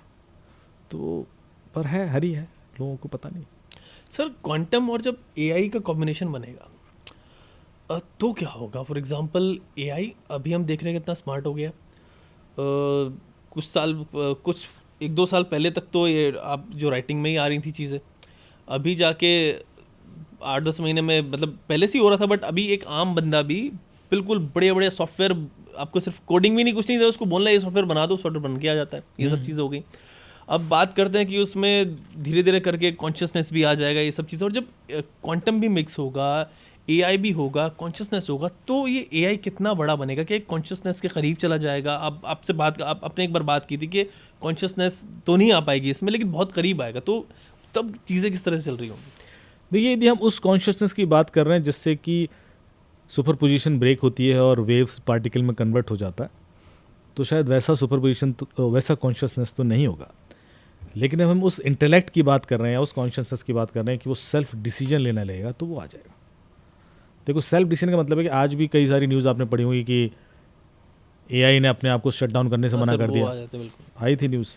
या एक किसी ने एआई को एक प्रॉब्लम दी कि एक कैप्चा सॉल्व करो, वो जो नहीं आता, तो एआई ने क्या किया कि वो खुद तो सॉल्व नहीं कर पा रहा था, तो उसने एक वेबसाइट है जो captcha solve as a service देती है, उसको कांटेक्ट कर लिया और उसको बोला कि मुझे कैप्चा सॉल्व करना है। तो वहाँ पर उस वेबसाइट ने उसको पूछा, जो कॉल सेंटर बंदा था, कि ये तो इलीगल है। तो वो एआई बोलता खुद ही कि मुझे विज़न प्रॉब्लम है, इसलिए मैं आपसे हेल्प लेना चाहता हूँ। मतलब इतना स्मार्ट है कि इसको धोखा दे दूँ, क्योंकि ये तो इथिकल और अनइथिकल में फंस जाएगा। नहीं, मुझे विज़न प्रॉब्लम, मुझे वो दिख नहीं रहा है गाड़ी और वो कलर नहीं दिख रहा है, तो आप मेरी हेल्प कर दो। तो आप देख रहे हो यही इतना स्मार्ट, वो आज इस लेवल पर दिख रहा है बेवकूफ़ बनाने के, आगे जाके वो ऐसे बेवकूफ़ बनाएगा आपको कि आपको समझ में नहीं आएगा कि ये झूठ बोल रहा है, सच बोल रहा है। नहीं तो सर, इस सिचुएशन में एआई जाके कांटेक्ट कर रहा है वहाँ पे, अपने आप डिसीजन ले पा रहा है, तो जैसे अक्सर हम फिल्मों में दिखाया गया, पहली फिल्मों में, कि खुद से चीज़ें क्रिएट हो गई हैं। तो जब वो सिचुएशन एआई क्रिएट करने लगेगा, तो इंसान जिसकी खुद का, मतलब आप कहें वो अपने आप को खुद ही तबाह बर्बाद करने पर लगा हुआ है, तो उसका क्या बनेगा? नहीं, हम बर्बाद तो होंगे ही आज नहीं तो कल। देखिए, एआई हो या कोई भी दूसरा इन्वेंशन हो, एआई इसलिए ज़्यादा खतरनाक है क्योंकि आज तक के जितने इन्वेंशन थे, इवेंचुअली एक बटन आपके पास था कि आप उसको स्टॉप कर सकते हैं, रेगुलेट कर सकते हैं। एआई एक बार आपके हाथ से बाहर गया तो आप उसको रोक सकते ही नहीं। मैं इस हद तक बोल रहा हूँ कि जैसे आपको लगता है कि अल्टीमेटली तो पावर से चल रहा है, पावर में नहीं रोक पाओगे। वो ऐसी, वो उसको भी वो अपनी दुनिया क्रिएट कर लेगा, वो ऐसी कंट्रोल कर लेगा कि वो पावर भी जनरेट कर पाएगा। सेल्फ पावर्ड एआई, उसको पता है कि एनर्जी कैसे क्रिएट करनी है, वो कर लेगा। जब उसके पास इंटेलेक्ट है, वो सोर्स जुगाड़ के, ये करके वो करके, इफ़ अल्टीमेटली तो सब इंटेलिजेंस ही हो रहा है, हम कौन सा जाके चीज़ें खुद कर रहे हैं। ये जिस दिन वो हो गया कि वो अपनी सेल्फ पावर भी जनरेट कर रहा है, तो आप उसको रोकोगे कैसे, बंद कैसे करो? And then of course intention उसकी वैसी हो गई कि यार ये तो फालतू के लोग हैं, इनको तो, ये तो इनएफिशिएंट लोग हैं, ये तो फालतू में खा रहे हैं, पी रहे हैं और कुछ करके तो है नहीं, हटाओ इनको सिस्टम से। दैट सॉर्ट ऑफ, क्यों नहीं होगी? और क्यों नहीं होगी? क्योंकि देखिए, अल्टीमेटली आपने उसको जो ऑब्जेक्टिव दिया, हम एक बच्चे को क्या बोलते हैं बचपन से कि जीतना है, और वो जीतने के, यदि उसके बचपन से भर दो ना जीतना है, तो वो कई बार दूसरों को हार्म करने लगता है उस जीत के चक्कर में, क्योंकि मुझे जीतना, मैं हार नहीं सकता। और वो भूल जाता है कि हम इस दुनिया में जीतने नहीं आए थे कुछ। बिल्कुल। पर आपने चूंकि उसको बचपन से दे दिया ना कि नहीं, जीतना बड़ी अच्छी चीज़ है और लोग क्लैपिंग करेंगे, बट फिर then you start pushing others and taking shortcuts, and this is not only in race but life. Business हो, रिसर्च हो, झूठ बोलना, पाई क्रेडिट लेना, वो सब करने लगते हैं। क्यों करने लगते हैं? हम इसके लिए तो नहीं आए थे ना इस दुनिया में, इसलिए कहने लगते हैं कि आपके दिमाग में डाल दिया कि भैया जीतना है। यही चीज़ हमने एआई को बता दी कि यही चीज़ राइट है, क्योंकि एआई भी तो हमारे डेटा पॉइंट से बना है। यदि वो है तो वो सब कुछ करेगा जो आज इंसान कर रहा है, और हम कहते हैं यार ये तो इंसानियत के परे है। हाँ है परे, पर आपने एआई भी तो उसी इंसानियत के परे वाली हरकतों से डिज़ाइन कर दिया है। उसको वो चीज़ें भी तो दी हैं जो नेगेटिव हैं, तो वो हर चीज़ें करेगा। और फिर आप सरप्राइज हुए कि यार इसलिए तो नहीं बनाया था। सर, अभी जो आप बात कर रहे थे कि हम इस तरह की चीज़ें सिखाते हैं, एक एग्जांपल है। परसों ही मैं एक फैमिली के साथ बैठा हुआ था, तो उनकी बच्ची बैठी हुई थी, वो आई थिंक 3 साल की बच्ची है, 2.5-3 साल की, तो वो खाना खा रही थी। अक्सर वो होता है पेरेंट्स, मुझे फर्स्ट आना है, तो बच्चे ने मुझे फर्स्ट आना है आपसे पहले। मैंने कहा भाई उसको फर्स्ट क्यों आना है तुम्हें? मैंने उसको पूछा, मुझे फर्स्ट आना है। वो बच्ची थी छोटी, मैं इनडायरेक्टली उसके पेरेंट्स से पूछ रहा था कि फर्स्ट क्यों आना है। उसने कहा नहीं ये खा लेगी जल्दी। मैंने कहा भाई फर्स्ट नहीं आना, तुम लास्ट आ जाओ, अच्छे से आराम से खा लो। तो हम जो जैसा आप कह रहे हो वो ट्रेन करते हैं उस चीज़ पे जाके, ये जल्दबाजी करना या फिर हमें जीतना, ये सब चीज़ें लगी रहती हैं। और एआई और ये फर्स्ट आने का प्रेशर ना आप बच्चों में बहुत, मैं देखा, बड़ा नेगेटिव डाल देता है। मतलब वो छोटे छोटे बच्चे होंगे, बर्थडे मना रहे हैं, और वो कैंडल फूकने से लेकर लूटने तक फर्स्ट आना है। Exactly. अब देखो वहां तक भी फिर वो चीज़ दिमाग में आ गई है। You don't need to prove everywhere. आपको हर जगह अपने आप को प्रूव करने की ज़रूरत नहीं है। इतना लोड नहीं लेना चाहिए लाइफ में कि नहीं साहब मैं आगे दिखूं, फर्स्ट ही आऊं, सबसे अच्छा करूं, तभी ज़िंदगी जी रहा हूं। ज़िंदगी कोई रेस नहीं है जो मैंने बना दी है। बचपन से उसको ऐसे भर देते हैं कि दिस इज़ अ रेस और सब हार नहीं सकते आप। क्यों नहीं हार सकते? बिल्कुल सर, वही तो इंसान है ना। मतलब हाँ। इमोशंस एंड अटैचमेंट, मतलब 100 लोग दौड़ेंगे तो 99 तो हारेंगे ना। तो और आपने 99 के लिए ज़िंदगी ख़त्म ही कर दी। मशीन बना दी एक तरीके से। आपने कहा आप किसी लायक नहीं हो, उसी के लिए तालियां बजेंगी। ठीक है बजाओ, पर वो 99 लोग अपनी ज़िंदगी को वेस्ट ना समझे। फाइन सर, एआई पे और क्वांटम पे फिर से कनेक्ट करेंगे इस पे।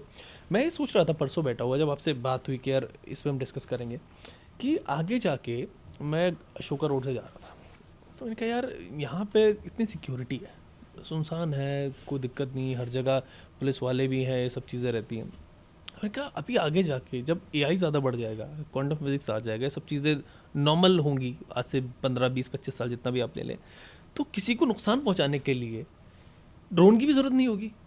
चलिए साइबर अटैक नहीं करना, मैंने कहा इतना सा कोई डिवाइस होगा, मतलब अभी तो बचपने वाली बात है, लेकिन इतना सा बड़ा डिवाइस होगा, रोड पे चल रहा होगा, उसके अंदर अपना मैकेनिज्म होगा कोई भी ब्लास्ट करने का, कुछ भी करने का, चाहो तो यहाँ पे रख दो, मुझे निपटा दे, किसी को कुछ भी कर दे। मतलब ये सब चीज़ें क्रिमिनल एंगल से कितनी खतरनाक हो जाएंगी। और फिर आप एज अ साइबर सिक्योरिटी आप इन्वेस्टिगेट करते हैं तो उनके लिए कितना मुश्किल होगा ये सब चीज़ें ट्रैक करना।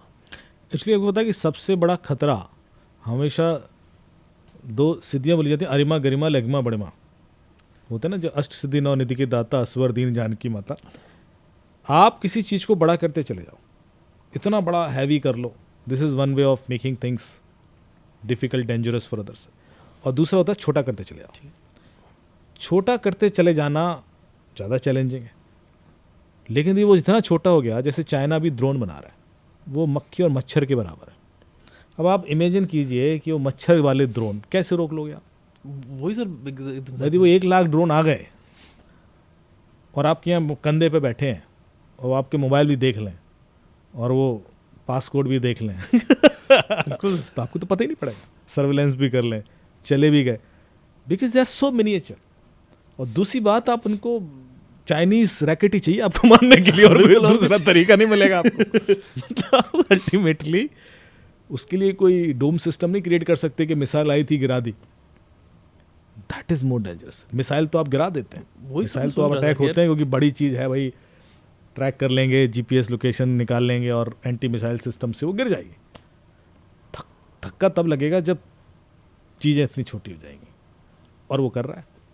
आज उसका सारा फोकस है मिनिएचरस रोबोटिक्स, जिसको एक नई टेक्नोलॉजी बोलते हैं। इसमें इतना छोटा रोबोट्स हैं, इतने छोटे हैं कि आपके सेल के अंदर घुस जाएंगे और ऑपरेशन करके आ जाएं, या वो जो टिश्यू को वो करके आ जाएं। ये जो देखिए उसका पॉजिटिव भी है, ऑपरेशंस आसान हो जाएंगे, वैसी चीज़ें हो जाएंगी। तो और आप सोचिए कि नेगेटिव कितना है कि कल के दिन मैं उसी के अंदर वो ब्रेन में डाल दूं आपके, तो खेल हो गया। वही मैं सोच रहा हूँ, मतलब मान लीजिए यहाँ पे कुछ रखा हुआ है, मैं मुझे भी नहीं देखा, उसने मेरे को नुकसान पहुँचा दिया, एंड फिर ना मैं किसी को ब्लेम कर सकती हूँ कि वो उधर से गाइड हो रहा है। अभी तो आप मास्क लगा के चले जाते हो कि कोविड से बच जाएंगे, फिर क्या करोगे आप? उसने कहा ये लो, 4 बॉडी में घुस गया आपके, खेल खत्म। तो सर ये इस एंगल से इसमें क्वांटम ऐड करें, एआई ऐड करें, तो फिर क्या लाइफ लगती है आपको आज से 25 साल बाद? मुझे ऐसा लगता है कि अभी भी जो हम सोच पा रहे हैं ना, वो वही सोच पा रहे हैं जो हमें डेटा मिला हुआ है। एग्जैक्टली मैं समझा आपने जो बात की थी कि हम वो शायद सोच भी नहीं पा रहे जो होगा। वो खतरे तो अभी हमें पता भी नहीं है, जो क्वांटम देने वाला है या जो एआई का थर्ड पार्ट देने वाला है, वो तो पता भी नहीं हमें, क्योंकि हम सोच ही नहीं पा रहे हैं। हम कितना भी सोच लें, हम क्या सोच पा रहे हैं कि भाई ड्रोन वो छोटा हो जाएगा। हाँ ठीक है, वो तो देख लिया ना हमने, बिल्कुल। उसके लिए क्वांटम की जरूरत नहीं है। क्वांटम तो इसके बियॉन्ड कुछ करने वाला है, और जो वो करने वाला है वो I think this is not the right time. हम शायद 50वें पॉडकास्ट तक कुछ सोच पाए। Exactly. आज तो हमारे पास वो सोच भी नहीं है। हम तो इस आइडिया ही लोगों को दे रहे हैं कि कितनी पॉसिबिलिटीज़ हो सकती हैं। माइक मेरे सामने रखा हुआ है माइक सर, अभी तो राइट नाउ इसमें वो टेक्नोलॉजी नहीं है कि इसको कोई ऑपरेट कर सके बाहर से, बट आज से 20-25 साल पहले ये टेक्नोलॉजी अवेलेबल नहीं थी, ये भी आ गई। और आई थिंक 20-25 साल बाद, 10 साल बाद, या इवन अभी भी होंगी वो टेक्नोलॉजीज़, लेकिन आम हो जाएंगी 10 साल बाद कि इसको बाहर से ऑपरेट किया जा सके। आप इसके अंदर कुछ फीड कर दीजिए, इसके अंदर कुछ फिट कर दीजिए, कुछ करने की ज़रूरत ही नहीं है। ये तो हो गई, ये भी हमने वही सोचा है जो हो सकता है। तो अभी हो सकता है, तो This is- इमीडिएट इम्प्लीमेंटेशन हो सकता है। लेकिन मैं जो कह रहा हूँ कि आज के 10 साल बाद जो नई जनरेशन होगी, बच्चे वो बात कर रहे होंगे, वो बात करेंगे जब हम छोटे थे ना, तब हमें फ़ोन उठा के बात करनी पड़ती थी। आप समझ रहे, बिकॉज उसके बाद ये हो गई नहीं। एग्जैक्टली वो 15 साल बाद ये हो गई नहीं। उसी का साहब फ़ोन हाथ में लेते थे आप, और फिर डायल भी करना पड़ता था, सोच के नहीं हो जाता था कि कुछ फ्रीक्वेंसीज आपकी और मेरी शायद मैच करें। हाँ वो यहाँ कोई चिप है या something I don't know, and then you can it's there. बच्चा पैदा हुआ, डाल दिया फ़ोन। यार हमें लैंग्वेज पढ़ के सीखनी पड़ती थी। अच्छा, तो ऐसे तो बहुत टाइम लगता होगा। हाँ लगता था, बहुत टाइम वेस्ट होता था। मैथ हमने पूरा 12 साल सीखी, तब जाके मैथ आई। यहाँ तो एक चिप ने डाल दी। मतलब समझ रहा हूँ कि कुछ ऐसी चीज़ें जो अभी तो हमें नॉर्मल लग रही हैं, या वो कहेगा यार जब क्या बताएं, मेरे पास पर्सनल होलोग्राफ भी नहीं था, पार्टियों में जाते थे मैं खुद जाना पड़ता था। कहते क्या बात कर रहे हो, अब तो होलोग्राफ भेज देते हैं, यहीं से कंट्रोल करते हैं, एंजॉय कर लेते हैं। So you can't even think those things. जो हमें भी थ्रो करो ना कि यार मेरे पास, मतलब आप जो चीज़ें अभी नॉर्मल लाइफ का पार्ट हैं, ये तो ख़त्म ही हो जाएंगी। सर इसी को थोड़ा डिस्कस करते हैं, मतलब लाइफ किस तरीके से चीज़ें होंगी। एक मतलब अगेन वही, मेरे पास वर्ड नहीं है बोलने के लिए, क्योंकि पता नहीं क्या होगा, पॉसिबिलिटी नहीं है। बट एक इंसान जो फ्लैश एंड बोन्स का बना हुआ है, और मान लीजिए उसको चलना पड़ता है, उसको मेहनत करनी पड़ती है, क्या ये जो बॉडी है हमारी, ये क्या बिल्कुल ऐसी हो जाएगी, थक जाएगी, डेड हो जाएगी, क्योंकि सब कुछ आर्टिफिशियल हो जाएगा, फिर एआई आ गया उसमें, फिर मेटावर्स की भी हमने बात की थी, ये सब चीज़ें, या फिर ये जो बॉडी है ये भी किसी काम की रहेगी, मतलब मैं ये सब चीज़ भी कुछ काम करेगी? दो तरीके से रिसर्च चल रही है। एक रिसर्च होती है जिसमें हम क्या करते हैं कि मशीन को बायो सिम्टम्स दे रहे हैं। ओके, मतलब उसके अंदर वो ऑर्गन्स डाल रहे हैं जो ह्यूमन ऑर्गन्स हैं, या जो उसको फ्लैश बोन के थ्रू एक मिक्स स्ट्रक्चर क्रिएट करने की कोशिश कर रहे हैं। दूसरा, ह्यूमन बॉडी में हम मशीनें डाल रहे हैं। हम चाह रहे हैं कि तो इसकी एफिशिएंसी बढ़ जाए। सो इवेंचुअली जैसे आप यहाँ मैंने कुछ इम्प्लांट कर दिया तो आपकी दौड़ने की ताकत बढ़ गई। अभी आप आधा घंटा में 4 किलोमीटर चल पाते हो, 20 किलोमीटर चल सकते हो, ये हो सकते हैं। या आपके ब्रेन में एक्स्ट्रा इंटेलिजेंस इनकॉर्पोरेट कर दी कि भाई 2 टेराबाइट मेमोरी और आ गई है, और इतना प्रोसेसिंग स्पीड भी आ गई, तो आप और तेज़ी से सोच पा रहे हो, इमेजिन कर पा रहे हो चीज़ें, you are enjoying that extra supportive system. या विज़न आपका पावर बढ़ा दी, या आपकी स्मेल बढ़ा दी, या जो भी आपके चीज़ें हैं उनको इन्हांस कर दिया, और फिजिकल पावर्स आपकी इंप्रूव हो गई। ये तो हो गई, बट सेम वेज जो रोबोट्स हैं वो भी मोर ह्यूमन होते चले जाएंगे। So eventually they will convert somewhere, और तभी फाइट होगी। बिकॉज अब हम होंगे एक ऐसी सिचुएशन पे जहाँ हमारे अंदर भी वो मशीनी पावर्स हैं, और उसके अंदर भी वो ह्यूमन साइड इफ़ेक्ट्स हैं, जेलसी है या जो भी है। Okay, that would be an era, take time, but eventually I think we are heading to that. Sir अगर ये पॉडकास्ट इस तरीके की चीज़ें तब सुनेंगे तो शायद लगेगा कि हाँ कुछ प्रोटेक्ट कर रहे थे बैठ के इन सब चीज़ों में। बट दिस इज़ मतलब फैसिनेटिंग लग सकता है, बट जितनी भी चीज़ें फैसिनेटिंग लगती थी पहले वो अब हो गई हैं। हुई तो है ही। सारी की सारी चीज़ें हमें सामने आ रही हैं, और जो अब लग रहा है ऑफ कोर्स वो बाद में हो जाएंगी।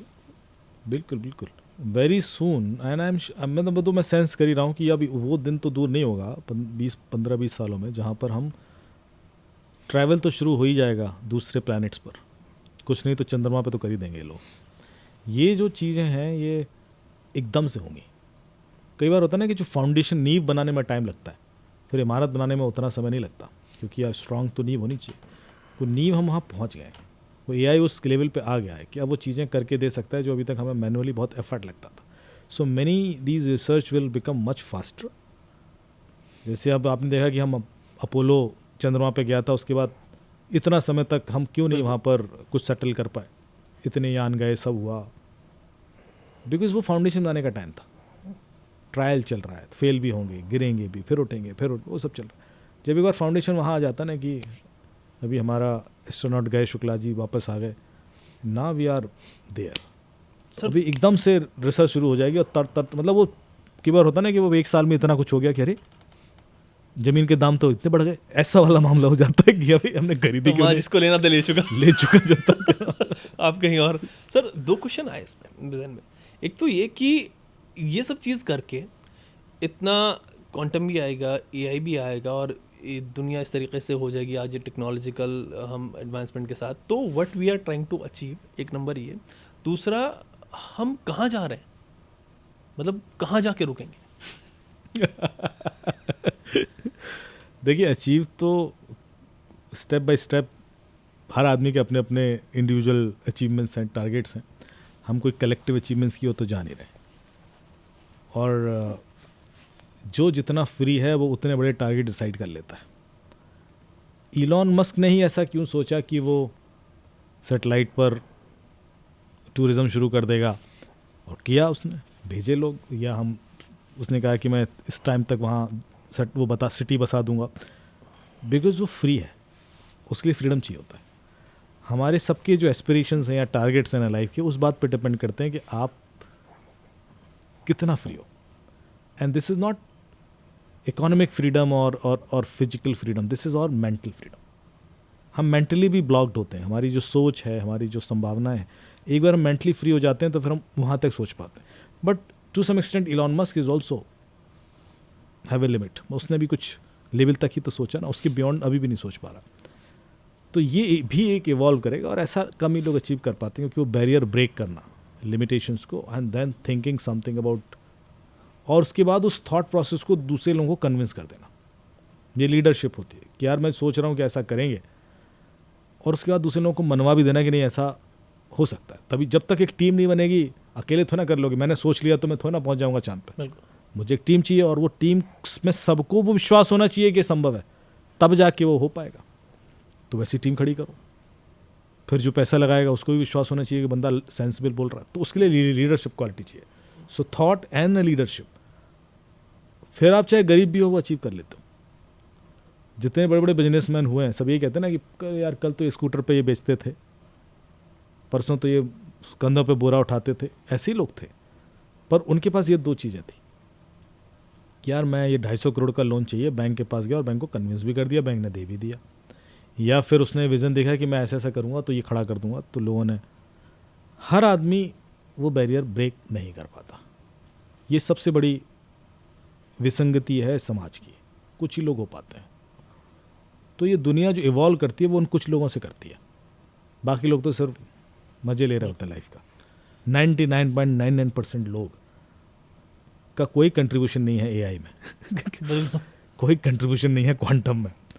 और कल के दिन वहाँ सैटेलाइट भी बन गई ना, तो कोई कंट्रीब्यूशन नहीं है ही नहीं, क्योंकि वो कर ही नहीं सकते. तो वो दुनिया कौन चला रहा है? वो जो 0.001% लोग हैं. खेल वहाँ से बना जाता है. सर हर चीज़ ना क्वांटम की जब बात करते हैं तो आई थिंक वो स्पिरिचुअलिटी से ही कनेक्ट होती है. ऐसा आपने शुरू में कहा था ना कि वहीं जाके वो कनेक्ट होती है. एक सवाल आ रहा था, वो आंसर भी मेरा उसी डायरेक्शन में आया. मैं आपसे सवाल वो करूँगा ही. जैसे अभी कह रहा था कि हम कहाँ पे जाके रुकेंगे. फॉर एग्जांपल बात आती है कि पास में जा सकते हैं. मान लीजिए अभी राइट नाउ हमने कोई फ़ोटो खींचा किसी बंदे का घर पे, तो वो इमेज वहाँ पे थी, तो हमने फ़ोटो खींच लिया. वो दैट पर्टिकुलर या पार्टिकल्स या जो भी कुछ कहे एटम के, उसको वो वहाँ पे मौजूद था. और अगर हम पास में जाके कुछ ऐसी टेक्निक ले आए कि उनको दोबारा से कैप्चर कर सके, तो वो इमेज दोबारा से कैप्चर की जा सकेगी, चाहे वो लोग वहाँ पे हो या नहीं भी हो. तो इसके ज़रिए अगर हम पास में चले जाएं या फिर देख लें कि आज से 100 साल पहले यहाँ क्या था, क्या हो रहा था, ये सब चीज़ें हो रही थी, पीछे चलते रहेंगे बहुत ज़्यादा, लेकिन वहाँ भी जाके अचीव क्या करेंगे? वो नहीं, ये चीज़ तो हो जाएगी. ये जो आप बोल रहे हो simulated past experience will happen very soon. हो सकता है 10 साल में हो जाए. इसको बोलते हैं हम सिमुलेटेड पास्ट एक्सपीरियंस. एक्चुअली हमारे एक्सपीरियंस क्या है? जो हमारी सेंसेस हैं, ऑर्गन्स हैं, वही तो फील कर रहे हैं, बात कर रहे हैं, देख रहे हैं, so visual experience, hearing experience, touch है, वार्मथ है, स्मेल है, जो मेटावर्स इवेंचुअली हमें देगा। मेटावर्स कहता है कि हम आपको सारे एक्सपीरियंस दे देंगे इवेंचुअली। अब यदि सारे एक्सपीरियंस आप दे सकते हो, और मेटावर्स तो वर्चुअल ही है, तो वर्चुअल तो पास्ट का भी हो सकता है ना, जरूरी तो नहीं कि आज का या कल का ही हो। So you can always switch and you will have that experience. ये तो महाभारत कालीन एक्सपीरियंस ले रहे हो आप, या एग्जैक्टली 10 साल पुराना, 20 साल बचपन वाला एक्सपीरियंस ले रहे हो, you can have that. And because there will be enough information, इतनी इन्फॉर्मेशन होगी आपकी कि वो उस इन्फॉर्मेशन से क्रिएट कर देंगे आपका पास्ट। मान लो आप आज की डेट में आपने देखा AI वीडियोस कि उसने एक पिक्चर दी और उसने उस पर वीडियो बना दिया। आप लगता है यार ये तो मजा आ गया, ये तो मतलब पिक्चर ही तो दी थी मैंने। बिल्कुल। पर वो वीडियो अभी आप सिर्फ विजुअल एक्सपीरियंस पे ले रहे हो, मैं उसका मेटावर्स एक्सपीरियंस देता हूँ कि आपने पिक्चर दी और मैंने आपको उस समय वहां पहुंचा दिया, and then you can interact with that person who is not, who does not exist now, वो है ही नहीं इस दुनिया में, अब उससे पहले ही था, पर आप उससे बात भी कर पा रहे हो क्योंकि उसका इंटेलेक्ट भी सिमुलेटेड है, और फिर आप उससे हग भी कर पा रहे हो, टच भी कर पा रहे हो, तो आपने पास्ट जी लिया ना। और आई थिंक ये जो आप बात कर रहे हैं ना, इसको भी ना थोड़ा सा मेरे को भी सोचना पड़ रहा है, तब जाके वो एक्सपीरियंस हल्का सा फील हो रहा है। करने में तो ऐसा लगेगा कि बात क्या हो रही है, लेकिन अगर आप सोचें इसको, सच जो बता रहे हैं, तो बड़ा इंटरेस्टिंग चीज़ है कि आप बात भी कर पा रहे हो उस चीज़ से। हाँ, हाँ। और ये सब चीज़ें हो पा रही और ये तो संभव दिख रहा है, ये तो ऐसी चीज़ नहीं है। मैंने देखा AI पिक्चर देता हूँ मैं 50 साल पुरानी और उसका वीडियो बना देता है, तो विजुअली तो मुझे एक्सपीरियंस दिया ना, अब वो मुझे बाकी ऑर्गन्स को भी दे थ्रू मेटावर्स, तो मेरा काम हो लेकिन गया। सर मेरा सवाल फिर भी आपसे रहेगा, आपकी ओपिनियन मैं इस पे जानूंगा कि मान लीजिए हम पहुंच गए दुनिया में पहला आदमी, या जिस तरह से भी जो क्रिएशन ये सब स्टार्ट हुए लोग, वहाँ भी हम पहुंच गए, उसके बाद हमने देख लिया बिग बैंग, या उसके बाद क्या हुआ, अगेन हम क्या करेंगे ये सब चीज़ अचीव करके? वहाँ पहुँचने के बाद भी क्या क्यूरियोसिटी फिर डेड हो जाएगी इंसान की, और क्या जानेगा, या फिर कुछ और नई चीज़ खुलेंगी, जैसे आप कहते हैं क्यूरियोसिटी कभी डेड नहीं होगी, ये तो मैं आपको एश्योरेंस देता हूँ, क्योंकि इंसान, वही मैं कह रहा हूँ ना कि अभी आपने ब्रेन का बहुत लिमिटेड पार्ट ही यूज़ किया है, और ये जैसा 2-3 चीज़ें मान के चलना। पहली चीज़, ये दुनिया 0.001% लोगों द्वारा ड्राइव होती है, बाकी लोग तो वहाँ तक पहुँचने में टाइम लग जाता है, उनकी तो क्यूरियोसिटी लेवल ही उतना नहीं है तो वो जो क्यूरियोसिटी है, वो जैसे हम ब्रेन का और अच्छा हिस्सा यूज़ करते हैं, हमारी और बढ़ना शुरू हो जाती है। That is always evolving. फिर जो चीज़ें ऐसी हैं जो आज हम सोच भी नहीं सकते, वो हमारे टारगेट्स बन जाते हैं, वो बन जाते हैं कि भाई हमें अब ये भी अचीव करना है, और वो पॉसिबल दिखने लगते हैं। आज वो चीज़ें इसलिए पॉसिबल नहीं, आज मैं आपसे कहूँ कि वो इस गैलेक्सी से उस गैलेक्सी में जाना है, तो लोग वैसे ही हंसेंगे जैसे तब हंसे होंगे जब जिसने पहला प्लेन बनाया होगा, और हंसे होंगे कि यार उड़ लोगे तुम, अजीब बात कर रहे हैं यार, ऐसे कैसे उड़ लोगे। बिल्कुल उतनी ही शिद्दत से हंसे होंगे उस समय। लेकिन आज मैं कह रहा हूँ कि यार मुझे इस गैलेक्सी से जाना है, तो वो मजाक लग रहा है, कैसे चले जाओगे यार, लाइट ईयर्स अवे, मतलब तुम जियोगे भी नहीं। बिल्कुल सर।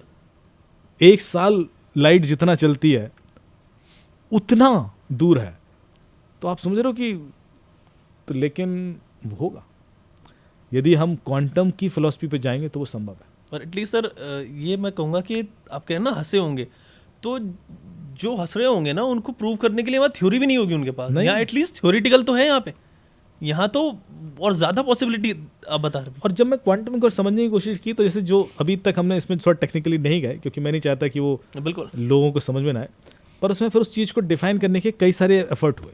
जैसे एक एफर्ट ये हुआ, जो ग्रेविटी का बेंड होने वाला कॉन्सेप्ट है ना, कि कर्व क्यों हो जाता है, और उस वजह से हम टिके हुए हैं, there is nothing called gravity but that is the reason.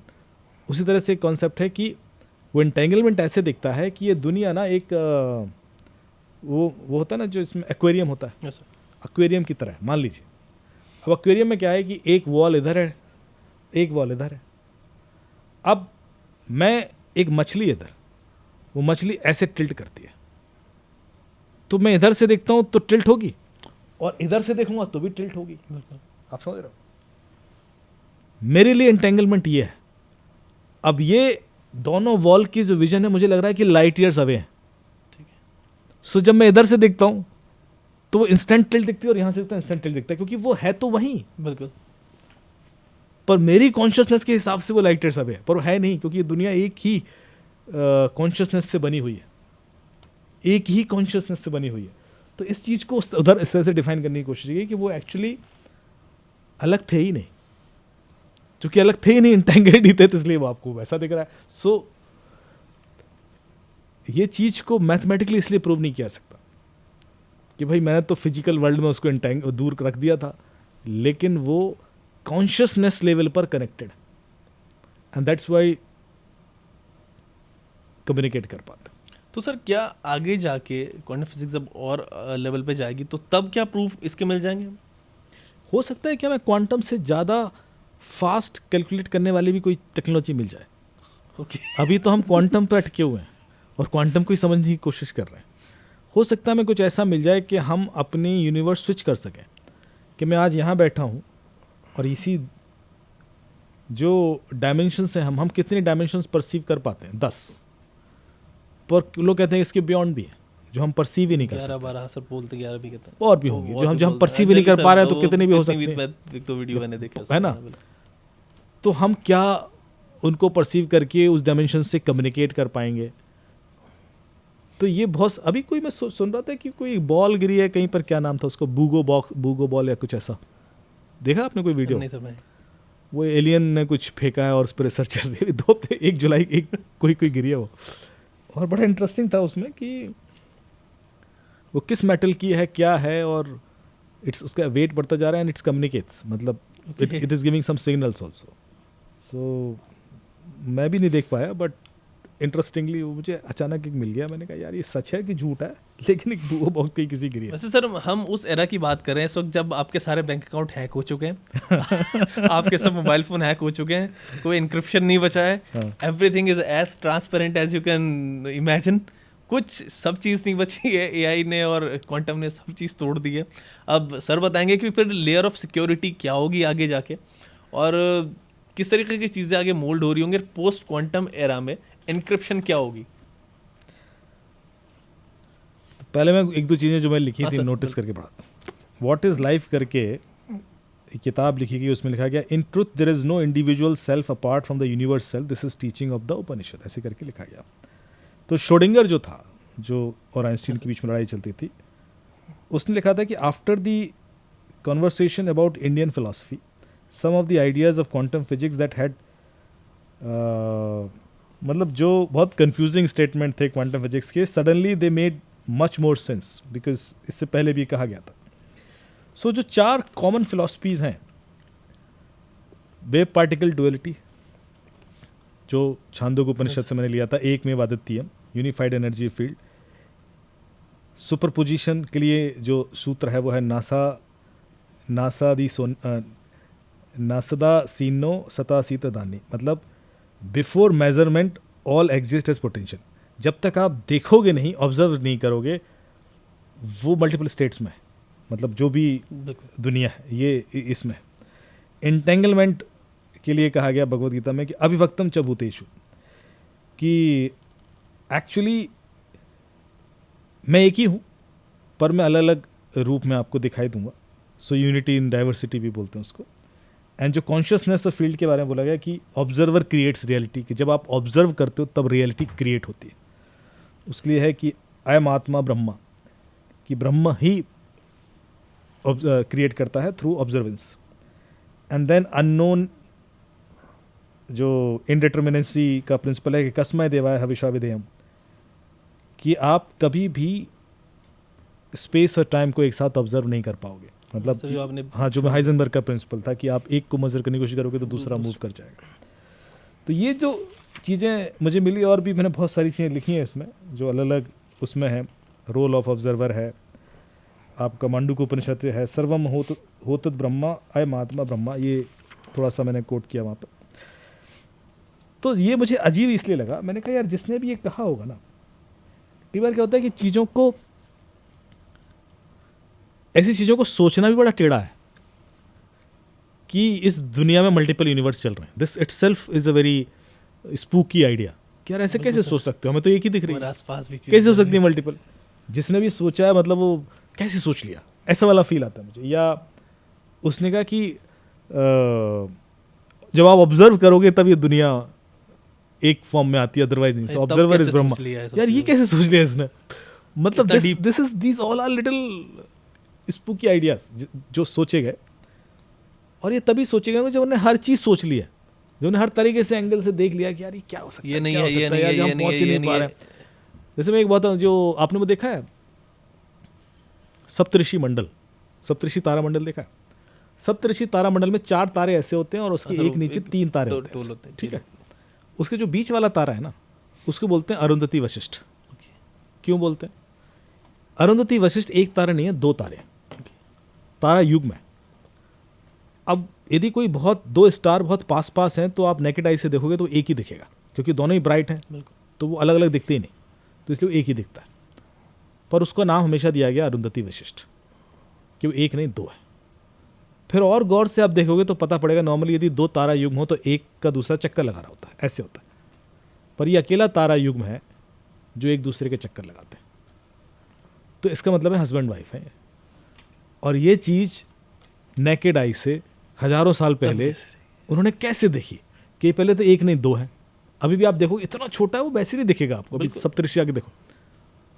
फिर आपने ये भी देख लिया कि ये एक दूसरे के चक्कर लगा रहे हैं। तो साउथ इंडिया में जब शादी होती है ना, या नॉर्थ इंडिया में भी, वो जाके वो दिखाते हैं। अब एक पार्ट ऑफ द मैरिज होता है कि आप वो दिखाएंगे हस्बैंड वाइफ को कि they are the reference point kind of for marriage. कई जगह ध्रुव तारा दिखाया जाता है। अच्छा, अब ध्रुव तारा की कहानी क्या है?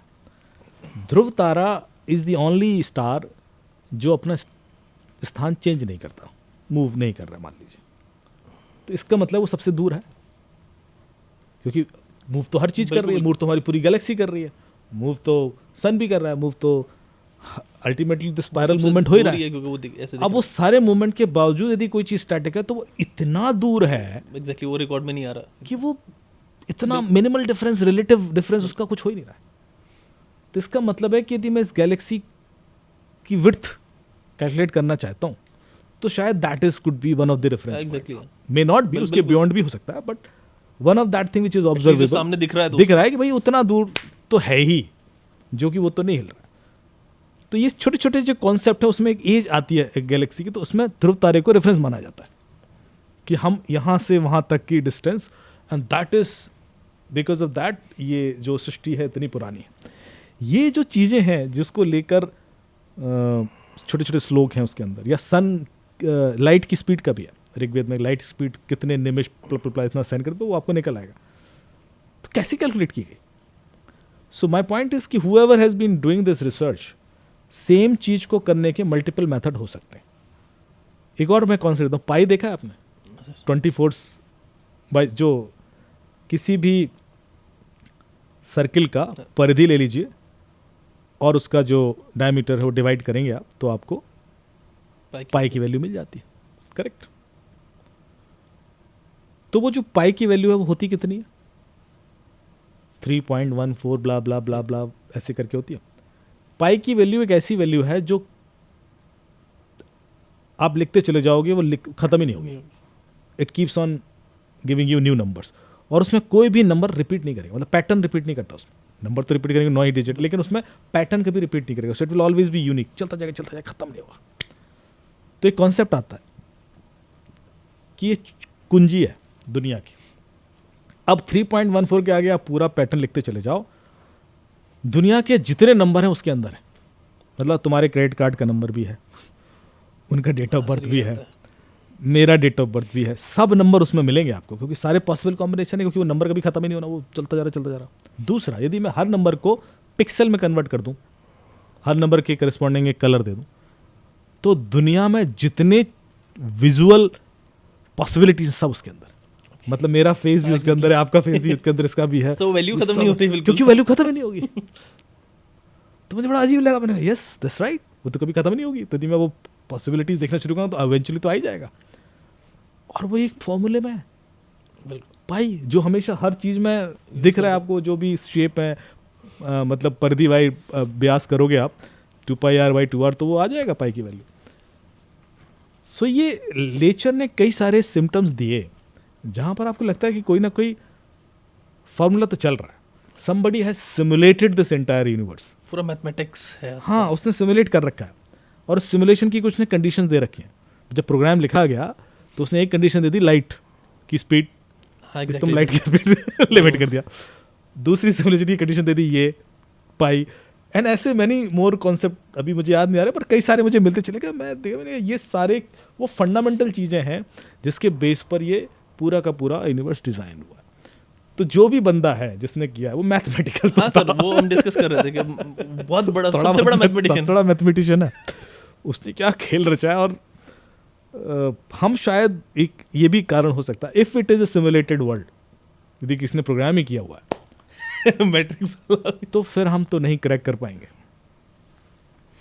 फिर हम एग्जैक्टली थोड़ा सा तो रह ही जाएंगे। हाँ सर, वहाँ तो एटलीस्ट नहीं पहुँच पाएंगे, उसको पता है कि कहाँ तक पहुँचने देना है इनको। और यदि ये हम ही ने क्रिएट कर रखा है जो हमें रियलाइज नहीं है, जिसके चांसेस ज़्यादा हैं कि ये हमारी कॉन्शियसनेस से क्रिएटेड है, तो हम क्रैक कर लेंगे। फिर सर ये ना काफ़ी सारे सीक्वेंसेस मिलते रहते हैं, बहुत सारे पत्तों में मिल जाते हैं, वो गैलेक्सी में मिलते हैं, अंदर मिलते हैं, गोल्डन रेशियो वगैरह, ये सब चीज़ें आती रहती, तो लगता है कि हाँ यार ये कुछ तो चीज़ें आसपास चल रही हैं। बिल्कुल सर इसमें जैसे आप बात कर रहे हैं कि किसने इधर लिखा बुक्स में हमारे यहाँ पे, तो हमारे यहाँ की तो सिविलाइजेशन की बातें आती हैं कि काफ़ी एस्ट्रोनॉमी में पुराने लोग बहुत ऊपर थे, बहुत आगे थे, जो अब रिसर्चेज आ रही हैं शायद वो बहुत पहले हो गई थी। तो किस तरीके से हुई होंगी ये रिसर्चेज, क्योंकि आई थिंक ऑफ कोर्स ये टेक्नोलॉजी शायद नहीं थी, तो क्या क्या दूसरी टेक्नोलॉजी हो सकती है, पैरेलल टेक्नोलॉजी भी कुछ हो सकती है जो उन्होंने यूज़ की? देखिए, वही मैं हमेशा कहता हूँ कि एक ही चीज़ को पता करने के कई सारे रास्ते हो सकते हैं। जो अभी हम रास्ता इस्तेमाल कर रहे हैं वो मैथमेटिक्स फिजिक्स के थ्रू है। ऐसा नहीं, मैथ पहले भी थी, फिजिक्स, और अब जैसे कि वो जो अलजेब्रा है वो पहले भी थी, जो अरेबियन कंट्रीज़ में बिल्ड हुई इवेंचुअली, या जो न्यूमरोलॉजी है, या जो सैटेलाइट या एस्ट्रोनॉमी है, भूगोल है, हम यहाँ पे बोलते ही भूगोल है, इसका मतलब है कि हमें पहले से पता था कि दुनिया गोल है exactly. भूगोलित है। या नवग्रह जो हैं, तो हमारे यहाँ स्वस्ति वाचन जब होता है, या हजारों सालों से जब आप पूजा करा के दक्षिणा देते हो पंडित जी को, तो वो नवग्रह विचार, मतलब वो सारे ग्रहों से रिक्वेस्ट करते हैं कि आपको आशीर्वाद दें, सर्वे ग्रह शांति भवन्तु, कि सभी ग्रहों की शांति आपको हो। तो सारे ग्रहों के नाम लेते हैं कि ब्रह्मा मुरारी त्रिपुरांतकारी भानु शशि भूमि सुतो बुधश्य, भूमि का सुत बुध, ऐसे करके ब्रह्मा मुरारी त्रिपुरांत ब्ला ब्ला ब्ला करके आता है। और ये तो हजारों सालों से हो रहा है, तो उन्हें पता था कि किस, और जिस सीक्वेंस में बोलते हैं उसी सीक्वेंस में है सारे ग्रह, एंटिल राहु केतु, अब तुम लास्ट वाला अब तो ग्रह भी नहीं रहा बेचारा, लेकिन ये 9 ग्रह थे, प्लैनेट, जिसके बारे में जानकारी थी, और उसी के बेस पे पूरा एस्ट्रोनॉमी डेवलप हुई कि भाई हमें कैसे इम्पैक्ट कर सकते हैं। एक और चीज़ आप देखना कि जो भी किताबें लिखी गई ना, जैसे महाभारत में जब भी कहा जाता ना कि यार ये घटना हुई, तो कभी ऐसे नहीं कहा जाता कि 21 जुलाई 2014 को हुई, ऐसा नहीं हुआ। हमेशा उन्होंने उस समय प्लानिटरी सिचुएशन क्या थी वो बताई गई, कि सूरज या जो ये वाला ग्रह इस राशि में है, ये यहाँ है, यहाँ वहाँ है। और कमाल की बात है कि यदि आपको प्लानिटरी सिचुएशन दे दी जाए तो वो प्लानिटरी सिचुएशन वैसी कभी दोबारा होगी नहीं, क्योंकि हम सारे लोग मूव कर रहे हैं। एग्जैक्टली सर, वो प्रॉब्लम ये हम सब मूव कर रहे हैं, तो वो यूनिक है। तो वो जब दी गई प्रोग्राम्स में, सॉफ्टवेयर प्रोग्राम्स में, तो उन्होंने डिटेक्ट कर लिया कि भाई ये 5000 साल पुरानी संभावना बनती है जब ऐसा हुआ होगा, जो प्लानिटरी सिचुएशन है ये इतने 1000 साल होगी, तो वो निकल के आई। चलो ये बात की उन्होंने, पर ये देखिए स्मार्टनेस कितनी अच्छी है कि वो जो रेफरेंस दे रहे हैं वो डेट एंड टाइम वो ऐसी दे रहे हैं कि वो ऐसी दे रहे हैं कि लाखों साल बाद भी आप पकड़ लो। बिल्कुल, वो देने को तो कुछ भी देते, क्योंकि कैलेंडर सिस्टम तो इजी है बनाना, वो तो इतने सारे चल रहे हैं हमारे यहाँ, लेकिन ऐसा यूनिक साइंटिफिक मेथड देना कि वो यूनिवर्सली कभी भी रेफरेंस पॉइंट बन जाए, ये बड़े दिमाग की बात है। ये सिंपल कॉन्सेप्ट नहीं हो सकता। यहाँ आज बैठ के हम सोचते हैं कि हम सबसे आज भी यदि हम कैलेंडर दे रहे हैं और अपनी हिस्ट्री में लिख रहे हैं कि इस तारीख को ये वाला वो पास हुआ, कल के दिन सारे कैलेंडर फॉर्मेट हो गए, सब डेटा, और यहाँ पर कुछ भूकंप आ गया, मट हो गया। अब कोई नई सिविलाइजेशन डेवलप होती है, वो तो समझ ही नहीं पाएगी कि 2025 क्या था, बिल्कुल ये हुआ कब था, तो मिले शिलालेख मिल रहे हैं, कुछ मिल रहे हैं। तो ये दिमाग रखना पहली चीज़ कि ये होना। इसी तरह से आप सारे के सारे भाषाओं के वो देखेंगे ना कि जो डेवलपमेंट है बड़ा साइंटिफिक है, कि वो ऐसे नहीं कुछ भी कुछ लेटर डाल दिए गए। जब मैंने आपको शायद पहले भी कहीं बताया था कि जैसे कि हिंदी की वर्णमाला भी आप देखोगे तो हर लेटर का से शुरू करो, मतलब का ख ग घ आ, का बाहर स्वर, ख ग घ आ, च छ ज झ आ, त थ द ध आ। आप देख रहे हो कि आप आगे से पीछे चलते चले जा रहे हो। ये जो स्वर कैसे जाएंगे, सॉरी व्यंजन कैसे जाएंगे, और इसी तरह स्वर। तो ये जो सोचना पहले कि यार ऐसे बनाऊंगा मैं अक्षर, पहली चीज कि हमारे आवाज जो मुंह से निकलती है उसमें भी साइंटिफिक नोड होंगे। त थ द ध न, वो बहुत बड़ा ट ठ मैथमेटिशियन ड है, ढ वही आप सुनो ना, वाला इसमें अपने आप में मैथ है। ये ऐसे नहीं बन सकता जब तक कि आप हर एंगल से नहीं सोच लोगे, क्योंकि ऐसे तो हमारे यहाँ 6,500 लैंग्वेजेस हैं, बिल्कुल बहुत सारे वर्ड हैं और इससे ज़्यादा शब्द भी होंगे, पर साइंटिफिकली सोच के बनाना कि ABCDEFGH तो बनाना कहना बड़ा आसान है, बना लो ठीक है। और भी भाषाएं, ये मुझे ब्यूटीफुल लगता है कि आपने उसमें साइंस देखा, उसमें देखा कि नहीं नहीं इसके पीछे कुछ लॉजिक होना चाहिए ब्रेन का, या नेचर से। ये जब ऐसे करते हो तो आप नेचर से कनेक्ट हो जाते हो। जैसे आपने कहा ओम बोलिए, तो आ खुला ना मुंह, ओ मा, आ में क्या कर रहे हो आप, मुंह खोल रहे हो। ओ में आप क्या कर रहे हो, थ्रो कर रहे हो आवाज बाहर, और माँ में आप बंद कर लेते हो। यही है सृष्टि। आ में आपने खोला, ओ में आपने डेवलप किया, वो स्पेंड हुआ, और माँ में सब खत्म हो गया। तो जो ये सृष्टि का है ना कि बिग बैंग हुआ, बढ़ा खत्म हो गया। सो ये छोटी छोटी चीजें, आपको ओम एक ऐसा शब्द है जिसके लिए आपको इसकी ज़रूरत नहीं होती, ये नेचुरल साउंड है जिसके लिए आपको जीभ की ज़रूरत नहीं है, वो हर कोई बोल सकता है ओम है। या जो और भी कई सारे ऐसे बातें, माँ या जो भी सब बातें, ये नेचुरल साउंड करते हैं, क्योंकि आपके इसके लिए कोई बताने की ज़रूरत नहीं है, निकल आएगी। ये जो साइंस है छोटी छोटी, ये तब तक नहीं डेवलप होगी जब तक आप नेचर को ऑब्जर्व नहीं करोगे। सो मैं जो कहना चाहता था कि हमेशा आप यदि नेचर के थ्रू चलोगे ना तो आपको एक रास्ता मिलता है, और जब आप नेचर से विलग चलते हो तो आपको दूसरा रास्ता मिलता है, और भी कई रास्ते होंगे। जैसे जब मैं अपने पिताजी से पूछा कि ये वैद्य होते थे जो पहले, ये कैसे पता कर लेते थे कि इस जड़ी के खाने से ठीक हो जाएगा, उनको कैसे दिखता था? पत्ते तो सब जैसे एक जैसे दिखते हैं, मुझे क्या पता कि ये खाओगे तो सर दर्द दूर हो जाएगा, इसको खाने उल्टा हो गया तो।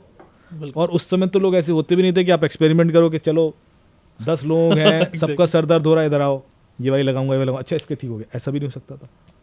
कम लोग थे तो करते कैसे थे, और उन्होंने तो इतनी दवाइयाँ बना दी। तो मेरे पिताजी ने मुझे एक कॉन्सेप्ट दिया, उन्होंने कहा क्या होता है कि नेचर आपको बताता है, खुद बताता है। जब आप नेचर से कनेक्ट करते हो ना तो कई बार हिंट देता है कि देखो, and then you get attracted. जो बाद में कई सारे रिसर्चर्स ने भी कहा कि मैंने ये चीज़ इसलिए ईजाद की क्योंकि मुझे नहीं पता था कि कैसे मैंने बोल दिया, लिख दिया। जैसे आइंस्टीन की कई सारी चीज़ें हैं कि उनका एक गॉड पार्टिकल करके चीज़ होगी, क्योंकि ये इलेक्ट्रॉन फोटोन न्यूट्रॉन के अलावा भी कोई एक चीज़ है विच इज़ मिसिंग, क्योंकि ये नहीं तो ऐसे हो ही नहीं सकता आपस में। तो फिर वो पूरा वो हेड्रॉन कोलाइडर बनाया इन्होंने सर, ढूंढा और निकला, उसकी वो वैल्यू भी निकली। तो वो तो उसमें तो प्रूव भी नहीं कर सकते थे, देख भी तो दिमाग में आया, लिख कह दिया उसने। ऐसी कई सारी चीज़ें होती हैं। So nature gives you, because nature में सब कुछ है, हम सिर्फ रिसर्च कर रहे हैं, जो ऑलरेडी है उसको हम रिसर्च कर रहे हैं। तो बोले जैसे पत्ते का आप देखोगे, गोखरू का कांटा दिख गया आपने, तो आप देखोगे कि जो आपको गांठ होती है ना, वैसा सा शेप होता है उसका, तो उससे आपके गांठ दब जाती है। ऐसी पीपल का पत्ता हुआ तो जो है धमनियाँ हैं क्लीन करने के लिए हार्ट का शेप करके देती है। इस तरह की कुछ चीज़ें कई बार जैसे आप देखोगे तो नेचर आपको बता रहा होता है। सर एग्जांपल देते कि अखरोट है, उसका शेप ऐसा, वो दिमाग के लिए अच्छा हाँ, होता तो है, ब्रेन के लिए अच्छा, बिल्कुल ऐसी। तो आप बाद में रिसर्च करोगे तो शायद वो प्रूव भी हो जाएगा कि हाँ यार ये बात तो सही कह रहे हैं। बट एक साइन उधर है, पर एक साइन था, नेचर ने हिंट दिया था। हर आदमी वो नेचर हिंट नहीं पहचान पाता, क्योंकि वो उस एंगल से सोचता ही नहीं ना। अब जैसे म्यूजिक जो बना रहा है आदमी, वो म्यूजिक ऑलरेडी इस दुनिया में है, वो सिर्फ रिसर्च कर दिया, उसने निकाल दिया कि भाई उससे निकला है, बट उसने क्रिएट नहीं किया। He can not, we can not create anything. जैसे मैं आपसे कहूँ कि चैट जीपीटी बन गया, आप कविता लिख रहा है, तो चैट जीपीटी कविता नहीं लिख रहा है, चैट जीपीटी ऑलरेडी हाँ, exactly. उस तरह की पॉसिबिलिटीज के सामने दिखा रहा है, वैसे ही हमारा ब्रेन है. And so if I am writing poem, मुझे केवल लगता है कि यार ये कैसे लिख गई, वो अपने आप लिखी जाती है. जो लोग लिखते हैं उनको समझ में आ गया होगा कि आप अपने आप फ्लो में जैसे आता है वो अपने आप चल रहा होता है, पेन और ख़त्म हो जाती है. कहते हैं यार बाद में सुबह उठ के कि यार मैंने लिख दी थी, ये कैसे लिख दी. It happens when you are aligned with the nature. यदि ऐसा है तो इससे दो चीज़ें प्रूव होती हैं. पहला कि हम कहीं ना कहीं नेचर से 24 घंटे कनेक्टेड हैं एंड वी कैन कम्युनिकेट. यदि कोशिश करें तो हम कम्युनिकेट कर सकते हैं अलग अलग परिस्थिति में. जैसे जब मेडिटेट करते हैं लोग तो कहते हैं कि नहीं हमें वो संभावनाएं ज़्यादा दिखती हैं. और दूसरा कि हमने ही इस नेचर को क्रिएट किया है, तभी हम इसको ढूंढ पा रहे हैं. जो बात कर रहा हूं ना कॉन्शियसनेस, क्योंकि वो नॉलेज है हमारे पास. यदि नहीं होती तो हम कैसे ढूंढ लेते. नेचर हमें बता रहा है ये हमारे पास ही है. दो ही पॉसिबिलिटीज. यदि ये चीज़ ऑलरेडी मेरे पास थी और मुझे खुशी हो रही नहीं मैंने ढूंढ दी, ना ना ना, इट वाज देयर. वो आप ढूंढो या मैं ढूंढो, क्योंकि मेरे अंदर ही वही है, आपके अंदर ही वही है. The possibility that you are much focused, तो शायद आपने ढूंढ ली. मैं किसी और डायरेक्शन में फोकस था तो मैंने वहाँ ढूंढ ली. सर नेचर से हम अलाइंड हैं, आप बता रहे हैं, और नेचर के हमें करीब है. हम ह्यूमन बींग्स इंसान हैं. एआई जब अपनी प्रोसेसिंग और तेज़ करेगा और चीज़ें एडवांस होंगी वहाँ पे, क्या वो यूनिवर्स को और इस नेचर को हमसे बेहतर समझ पाएगा? और कंसिडरिंग एक कॉन्ट्रडिक्शन हो जाएगी कि वो तो मशीन है और यहाँ नेचर है, नेचर से हम कनेक्ट होते हैं, तो क्या वो भी नेचर से कनेक्ट हो पाएगा किसी एंगल से? आपने अभी एक चीज़ बताई थी मुझे कि आपकी तबीयत खराब हो रही थी और आपने एआई से पूछा, है ना? और एआई ने डायग्नोस कर दिया, राइट? एआई ने सही बता दिया कि आपको ये प्रॉब्लम है, जबकि डॉक्टर्स नहीं ढूंढ पा रहे थे. तो एक से एक चीज़ प्रूव होती है कि एआई वो काम कर पा रहा है जो बाकी एक्सपर्ट डॉक्टर नहीं कर पा रहे, एवरेज तो नहीं कर पा रहे. दूसरा ये चीज़ प्रूव होती है कि अब आपका एआई पे ट्रस्ट बढ़ गया. कल के दिन अब आप मजबूर हो जाओगे कि आप एक बार तो आइडिया पूछ ही लो. मैं ये डॉक्टर ने कहा यार तुझे ये बीमारी है, रुको यार एआई से पूछते हैं, होगा. तो अभी तो ये बहुत अर्ली स्टेज है. इवेंचुअली क्या होगा कि आपका ट्रस्ट इस हद तक बढ़ जाएगा कि आप एआई पे तो ट्रस्ट करोगे, इंसान पे नहीं करोगे. बिल्कुल हो जाएगा, संभावना है. जब ये ट्रस्ट उस हद तक बढ़ जाएगा तो फिर, और उस समय तक एआई रिसर्च भी कर रहा होगा, तो आप देख रहे हो indirectly you are controlled by AI. आप इंसान पे ट्रस्ट नहीं कर पा रहे हो बिकॉज लिमिटेशंस है ना. डॉक्टर कितना भी पढ़ा लिखा हो, एआई जैसा नहीं रिव्यू कर पाएगा. और ये फैक्ट है. लॉयर कितना भी घिस घिस के 30 साल की प्रैक्टिस कर चुका है, जो एआई ढूंढ के दे देगा ना लॉजिक आर्गुमेंट्स, वो बंदा नहीं दे पाएगा. धीरे धीरे आपकी डिपेंडेंसी बढ़ना शुरू होगी. पहले जब मेरे हाथ में कैलकुलेटर आया था ना, बहुत अर्ली स्टेज में, तो मुझे डाउट होता था कि यार सही भी कैलकुलेट कर रहा है कि नहीं. बिल्कुल होगा सर, बिल्कुल. अब मुझे अपने ब्रेन पर डाउट होता है, मैं चेक कर लेता हूँ. मैं खुद भी कर रहा हूँ ना कि 15 टेक्स भी, उसके बाद जाके अरे यार देख लेता हूँ. उल्टा बिल्कुल. अब तो मैं भी बहुत सारी चीजें लिखने से पहले जीपीटी को देता हूँ. Start doubting on yourself. आपको अपनी नॉलेज पर डाउट हो जाता है, अपने जो प्रैक्टिस हैं या चीज़ें हैं कि यार ये वर्ड है, मीनिंग यही था यार, तुरंत गूगल करके देखते हैं यार इसका मीनिंग यही है. ये हो रहा है हमारी लाइफ में कि हम धीरे धीरे ज़्यादा विश्वास उस पर करेंगे, और ये विश्वास कल तक इतना हो जाएगा कि हमें लगेगा यार यही perfect, and then you will become slave. Exactly. फिर तो आपने उसको सुपरमैन या खुदा का दर्जा दे दिया ना कि भाई अब इसको तो सब पता है ना, ये तो सब कर ही देता है. फिर सरेंडर ही करोगे आप, और क्या करोगे? फिर वो डिक्टेट करेगा आपको कि यार ऐसा करना, हे तुमने आज ये नहीं खाया, अभी बीमार हो जाओगे, और आपको मानना पड़ेगा क्योंकि वो तो एआई है, उसको तो सब पता है. अरे आज तुमने नहीं, and then you will realize कि यार हम तो गुलाम हो गए. हम तो कर नहीं पा रहे जो कर रहे हैं. These are the possibilities. ये 100% होने वाला है. दिस इज, ये कोई फिक्शन की बात ही नहीं कर रहे सर. इसमें एक चीज़ और आती है कि मान लीजिए हम ऐसा कर रहे हैं, आपने कहा लॉयर इतना अच्छा निकाल के नहीं देगा, ये सब चीज़, ये फैक्ट है. आज भी हो जाएगा, आगे जाके तो और लेवल पे हो जाएगा. एक चीज़ और आती है, यहाँ पे इंसान थक जाता है या नहीं थकता. लॉयर है, इरिटेट हो जाएगा, 70 सवाल कर लेंगे, वो नहीं होता. तो क्या इंसान अपनी कैपेबिलिटी, ये जो इरिटेशन वाली है, ये और ऊपर लेके जाएगा और सही करेगा कि वो भी थोड़ा और कैपेबल हो, या फिर बिकॉज कि वो अपना ब्रेन को यूज नहीं करेगा, वो और डम्ब होते चले जाएगा। सबसे पहली बात है कि आप कितना भी कोशिश कर लो एआई तो नहीं बन पाओगे। अब उल्टा हो गया। That is the thing. पहले हम कहते थे कि एआई कितना भी कोशिश कर ले इंसान जैसा नहीं कर पाएगा, ये सवाल होता था। अब उल्टा हो गया। That is a statement in itself. हाँ, कि अब आप कितना भी कोशिश कर लो, अब आप एआई नहीं बन सकते, तो एआई तो निकल गया आगे। तो आप उस रेस में हो ही क्यों? अब आप उतना फास्ट नहीं कर सकते, उतनी चीज़ें याद नहीं रख सकते, या उतना एफिशिएंटली कैलकुलेट नहीं कर सकते, तो अच्छा है कि अब आप कुछ और करो। ऐसी चीज़ करो जो एआई के डोमेन से बाहर की हो। सो देयर आर थिंग्स, ऐसा नहीं, आप गौर से देखोगे कि एआई, हमारा जो एजुकेशन सिस्टम है ना, वो एजुकेशन सिस्टम नहीं, जेल मुझे ज़्यादा लगता है। हमने शायद पहले भी इस पर डिस्कशन किया था थोड़ा कि हम बच्चे को सुबह से डे 1 से डिसिप्लिन सिखाते रहते हैं, लाइन में लगो, यही करोगे, आवाज़ नहीं करोगे। ये सारे जो सिम्टम्स हैं ना, ये बेसिकली जेल के होते हैं। बिल्कुल। क्यों जेल में क्यों होते हैं ऐसे सिम्टम? क्योंकि वो ये नहीं चाहते कि आप कुछ सोचोगे खुराफाती होगी, कल के दिन जेल से बाहर निकल जाओगे। आपकी सोच की बाउंड्रीज बना देना है कि यही करना है, 2+2 ये होगा। उसके बाद आपकी बाउंड्रीज बन गई। जैसे जैसे आप बाउंड्रीज बनती चली जाती हैं, जब मैंने आपसे कहा था कि जितने हैकर हुए हैं सब ने अपने सबसे बड़े हैक 15-16 साल की उम्र में किए। जैसे ज़्यादा पढ़ ले गए फिर कुछ कर नहीं पाए, क्योंकि उस समय बाउंड्रीज कम थी। जैसी बाउंड्रीज बढ़ गई तो आपकी सोच लिमिट हो गई।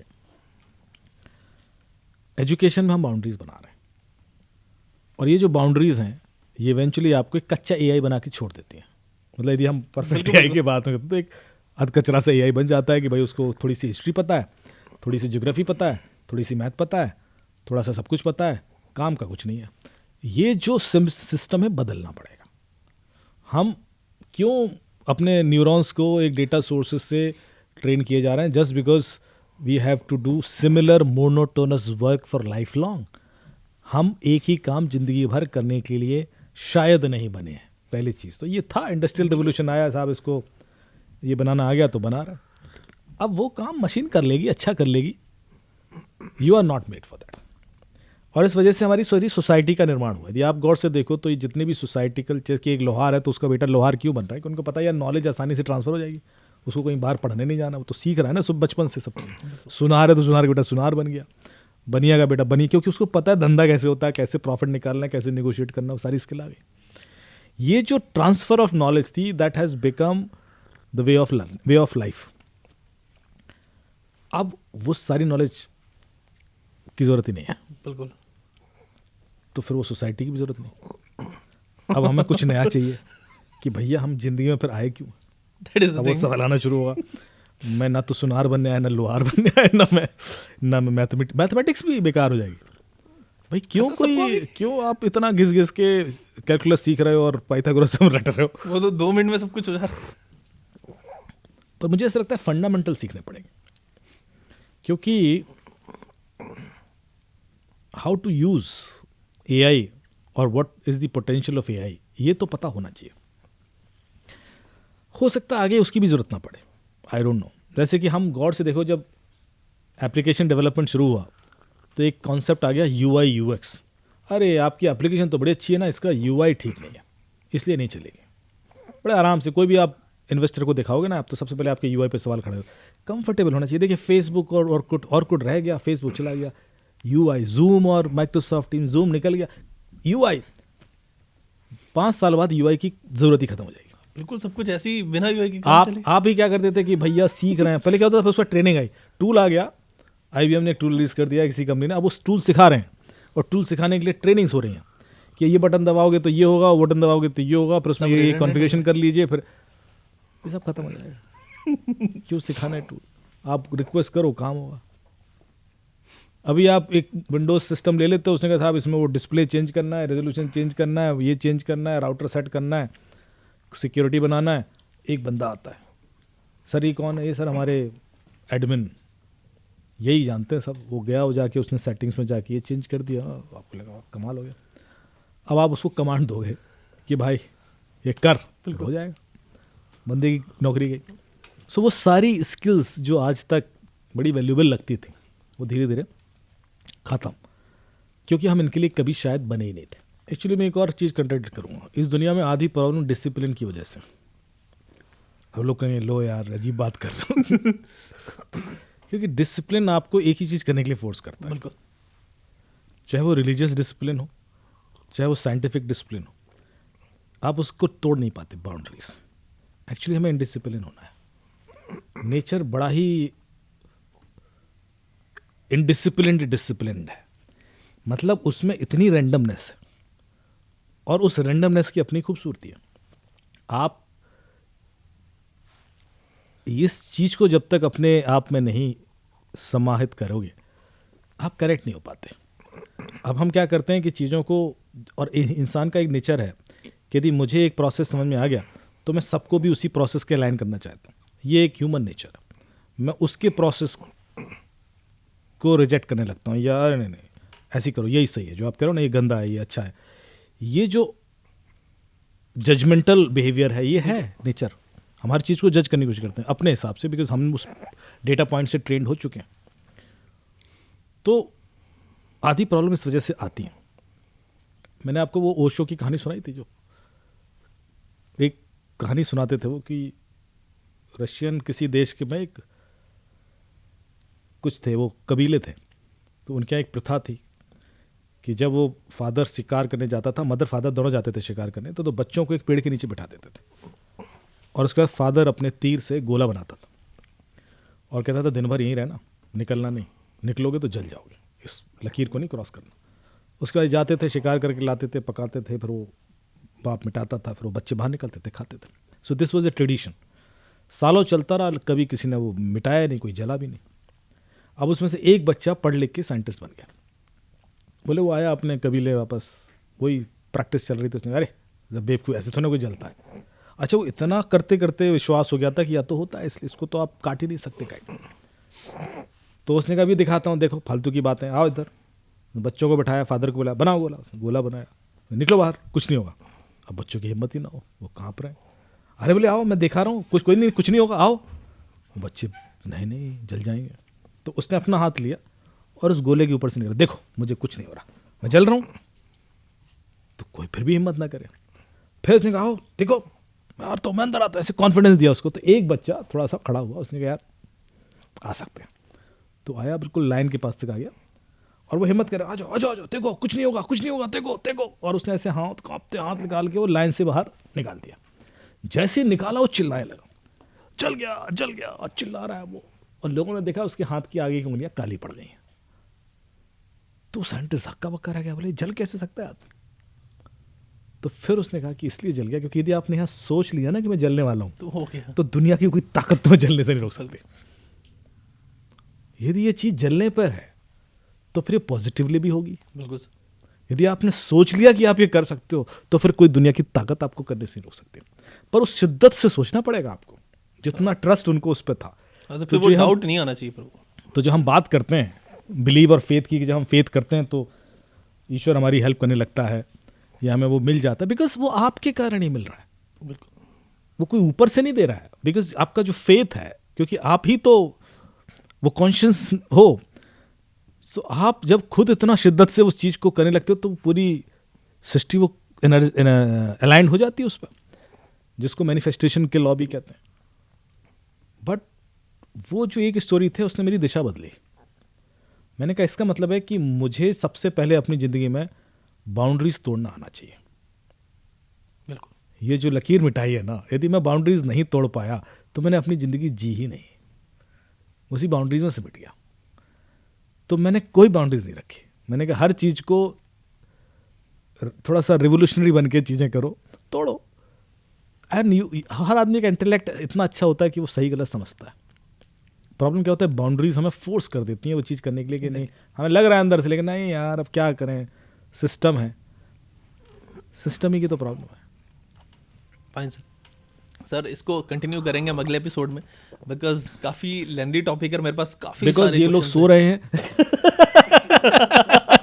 बिकॉज ये लोग थक चुके हैं, इनको भूख लग रही है, बिकॉज ये लोग बेचारे रात के 9 बजे बैठे हुए हैं इसलिए हमें रुकना पड़ेगा। हाँ, और बिकॉज क्वेश्चंस बहुत सारे मेरे पास हैं और आपके पास भी इतनी सारी चीज़ें आप बता रहे थे, वो डिस्कस हमें करनी थी। लेकिन विल कंटिन्यू इस डिस्कशन को अगले एपिसोड्स में भी, फिर और बात करेंगे कि अभी तो मतलब डिस्कशन एक्चुअली में स्टार्ट भी नहीं हुआ कि क्वांटम में एआई आके क्या करेगा, इंसान जब हमारे मतलब एआई हमारे जैसा हो जाएगा तो फिर क्या होगा, डीप फेक्स किस तरीके से होंगे, साइबर अटैक्स किस तरह होंगे, साइबर वॉर किस तरीके से होंगे। We have got so much things you To know do. To discuss, इतना ज़्यादा।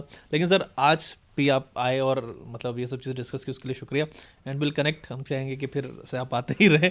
और थैंक यू सो मच, और सॉरी फॉर बीइंग लेट। मेरे ख्याल से हमारा काफ़ी लेट जा रहा है, और मैं चाहूँगा कि लोग कमेंट करें, और यदि किसी टॉपिक पे हमें डिस्कशन करना है तो सजेस्ट करें।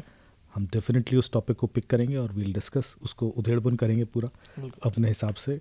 And I hope you will learn something. Thank you so much. Keep thanks watching. Sir, ठीक है।